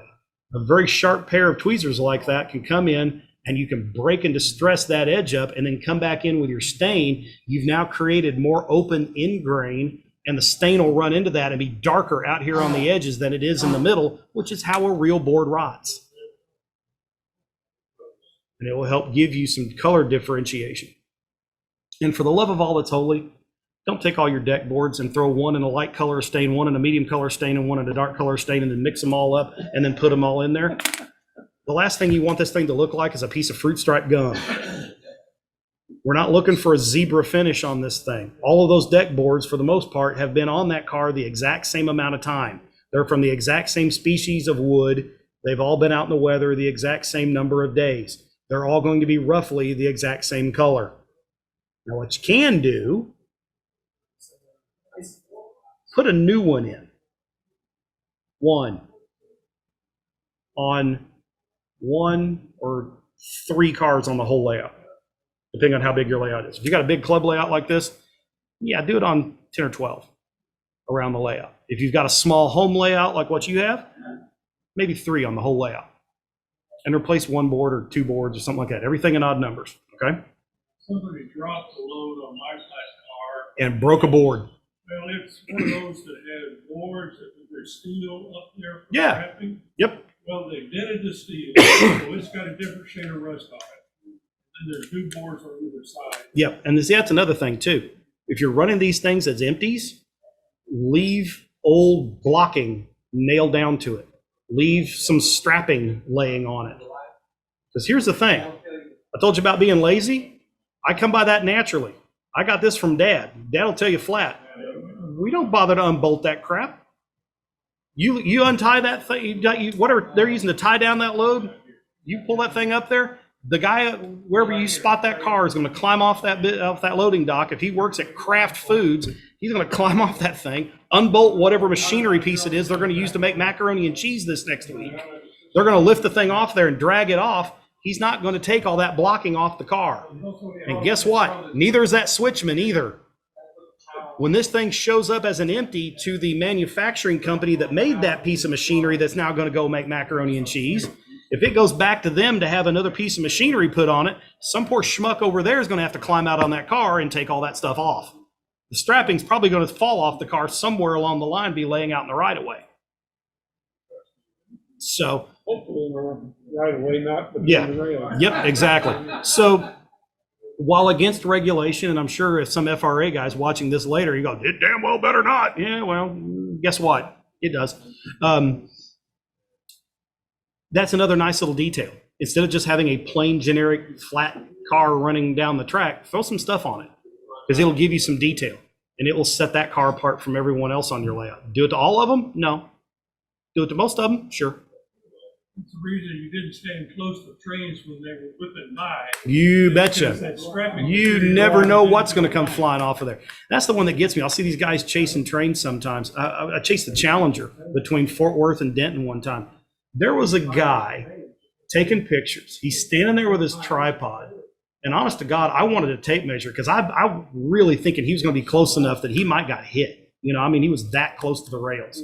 I know he was close enough when it went by. He got scalded on the back of his arm where the steam went by. He was that close. And that when that thing went by, he had been doing 60 or 70 or maybe more. I mean, you could feel the ground shake when that thing went by. It was neat to see. I don't know how the hell he managed to sit there that whole time and not move. But I'm sitting there thinking, you know, what happens if that thing jumps the rails and you're that close? You are a dead man. I mean, you have no time to get away. And that's why God invented telephoto lenses, brother.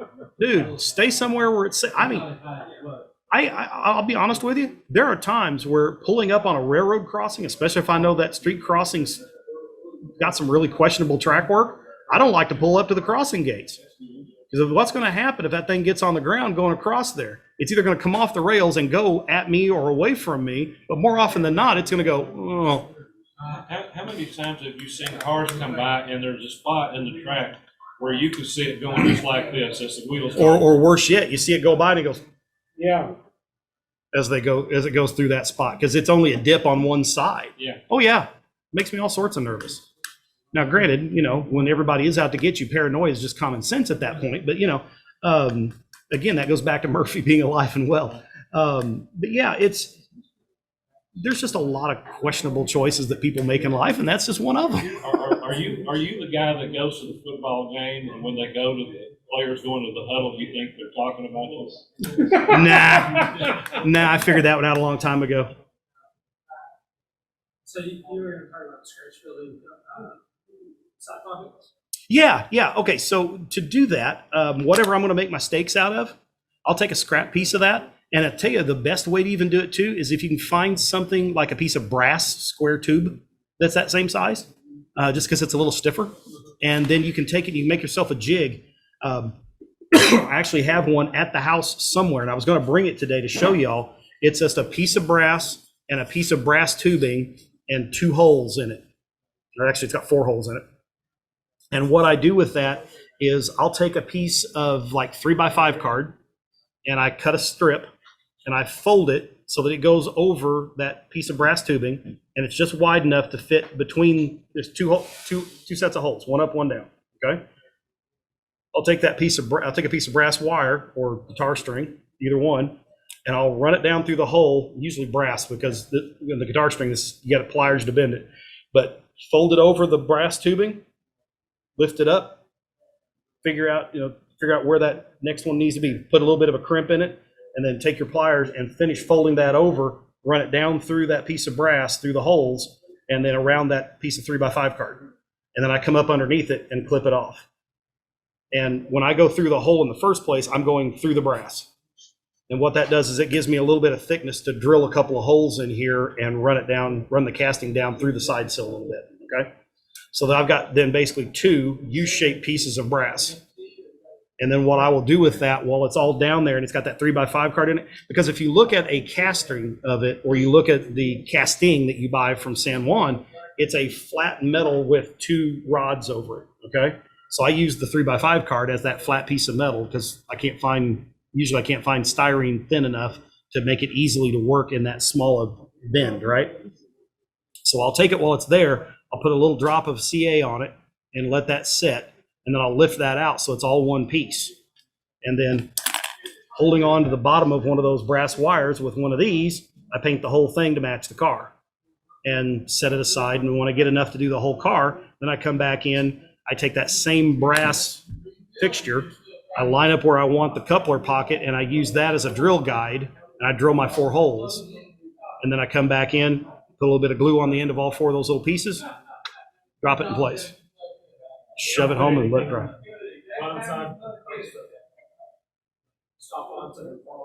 Nope, I don't. Because the railroads didn't in most towns. I mean, you go back and look at pictures, you'll see some of them are sticking out further than others, but it depends on the railroad and who made the car, so what the casting looks like. some of the Rio Grande and Irrigate had a casting that had a lip on the top.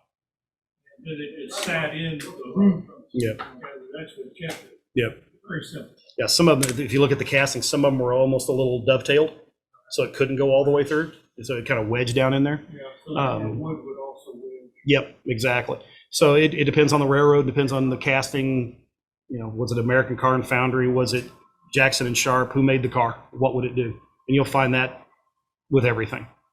So, but typically I don't, because when I go to put that in there, I'm cutting them all the same length on you know, my handy dandy chopper, and then I'll take that, and when I go to put it in there, I'll put a little bit of glue. I'll come up from the bottom of the car with my little glue applicator. I'll put just a little bit of glue, and I'll come up from the top of the car, and I'll put just a little bit on the inside edge of the casting, and then I'll take the piece. I'll hold my thumb against the bottom to act as a stop, and then I'll put the stake pocket in, put the stake in there, and let it slide down against the thumb. And the reason I put it in the top of the casting is then as that's going in, it then spreads the glue across the casting, and you don't get a lot of squeeze out that way. And then, because if you put it on the stake and then you shove it in there, it's just going to act like a squeegee, and it's going to squeeze all that glue, and you're going to end up with next to no glue down in the where you want it, and all the glue's then up there on the top where you then have to go clean it up. So I put it on the inside of the pocket and then shove the stake in, and that seems to work pretty well. And the glue will, you know, stick to the wood on the back side, and actually technically the paint, because by that time you've already got it painted. It'll stick to the paint on the back side, and it'll stick to the paper on the inside, and it'll hold it in place. So but that's how we build those. When you go to put your brake wheel and everything on, there's a little casting that sits, and it's got a little lip so it sits right on the end of the end sill on the top of it, and it hangs down.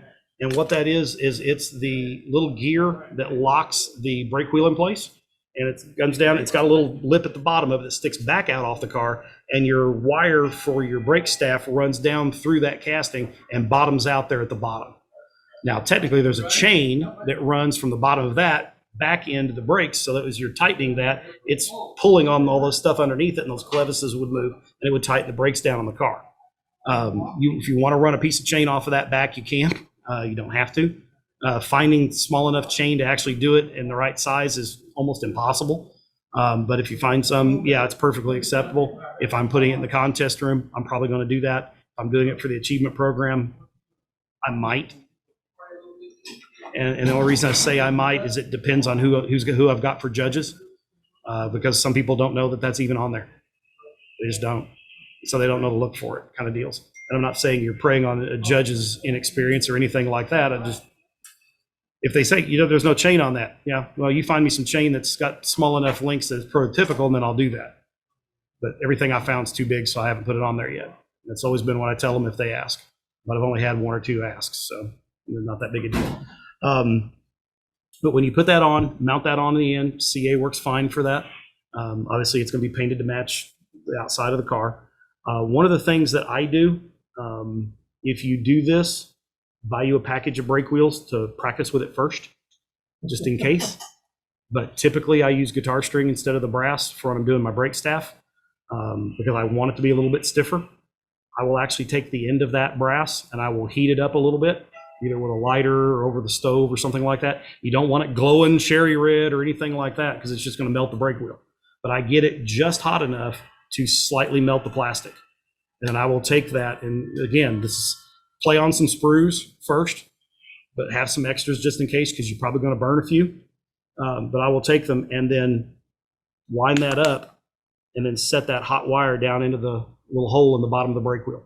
And it will actually melt the plastic a little bit. And once you get the handle for it, it'll actually melt it to the wire instead of trusting to a glue to do it. Because it doesn't seem to matter what glue you use, the brake wheel is going to end up catawonkus, and you're going to go to straighten it up and it's going to fall off. Or you're going to go, all of a sudden you're going to go by and you see your flat car go by and it's like, where the hell did the brake wheel go? Now, guess what? It's laying out on the layout somewhere and you're never going to find it, you know. And for me, it took some playing, but I found over time that seems to be the best way to secure them. If you don't go that route and you really want to secure it, go to the brass part people. CalScale, not CalScale. Well, CalScale used to make them. Precision Scale. Yeah. And you can buy brass casting brake wheels, and then you can take those and solder them on there if you want to. And then they're there for the duration that way. That's ultimately the best way to do it, but you can get away with the plastic and just get the wire a little hot. But again, Precision take some does play. the Rio Grande 16-inch brake unit. Yep. And those are actually fairly common for a lot of railroads too. 16-inch. Yeah. Yeah. And you can find some, they even sell some for the mainline railroads too, where, you got the loopy ends and all that kind of stuff. So they make a lot of different styles. So you can pretty much find whatever you need and get them close enough. Is there any other questions? Do we need to cover anything else? I got a question about Sure. the block, A couple or two? yeah, I want Yep. to see Okay. exactly. Yep. Make sure I'm listening. From here to here. Yeah. Fill that whole void with a big piece of wood. Or just build it up out of that. You can laminate them together and stack them up in there. Now, if you do stack them up in there, don't set it so that it's like where they're in here like this, where it's board, board, board, board, board. Do them like you did this one so that it's board, then board, then board, then board, then board.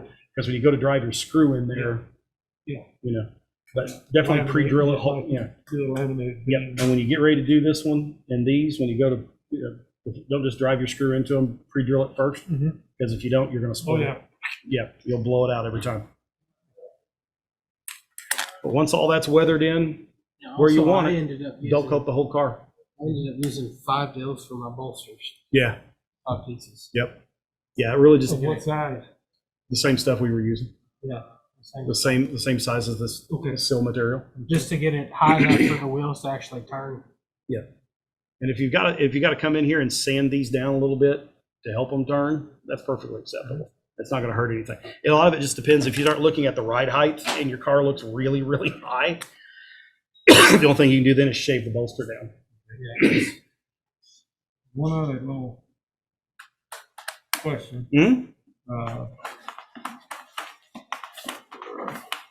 I have a open my straw. Is the piece of piping for the brake line in That's there? what's in there. It's a piece of brass pipe that we're running for your brake line. And there should be enough left over, hopefully, to give you your staff. Okay, I so- hope. So it's just one Here's piece? what it Yeah. goes. Okay. I give you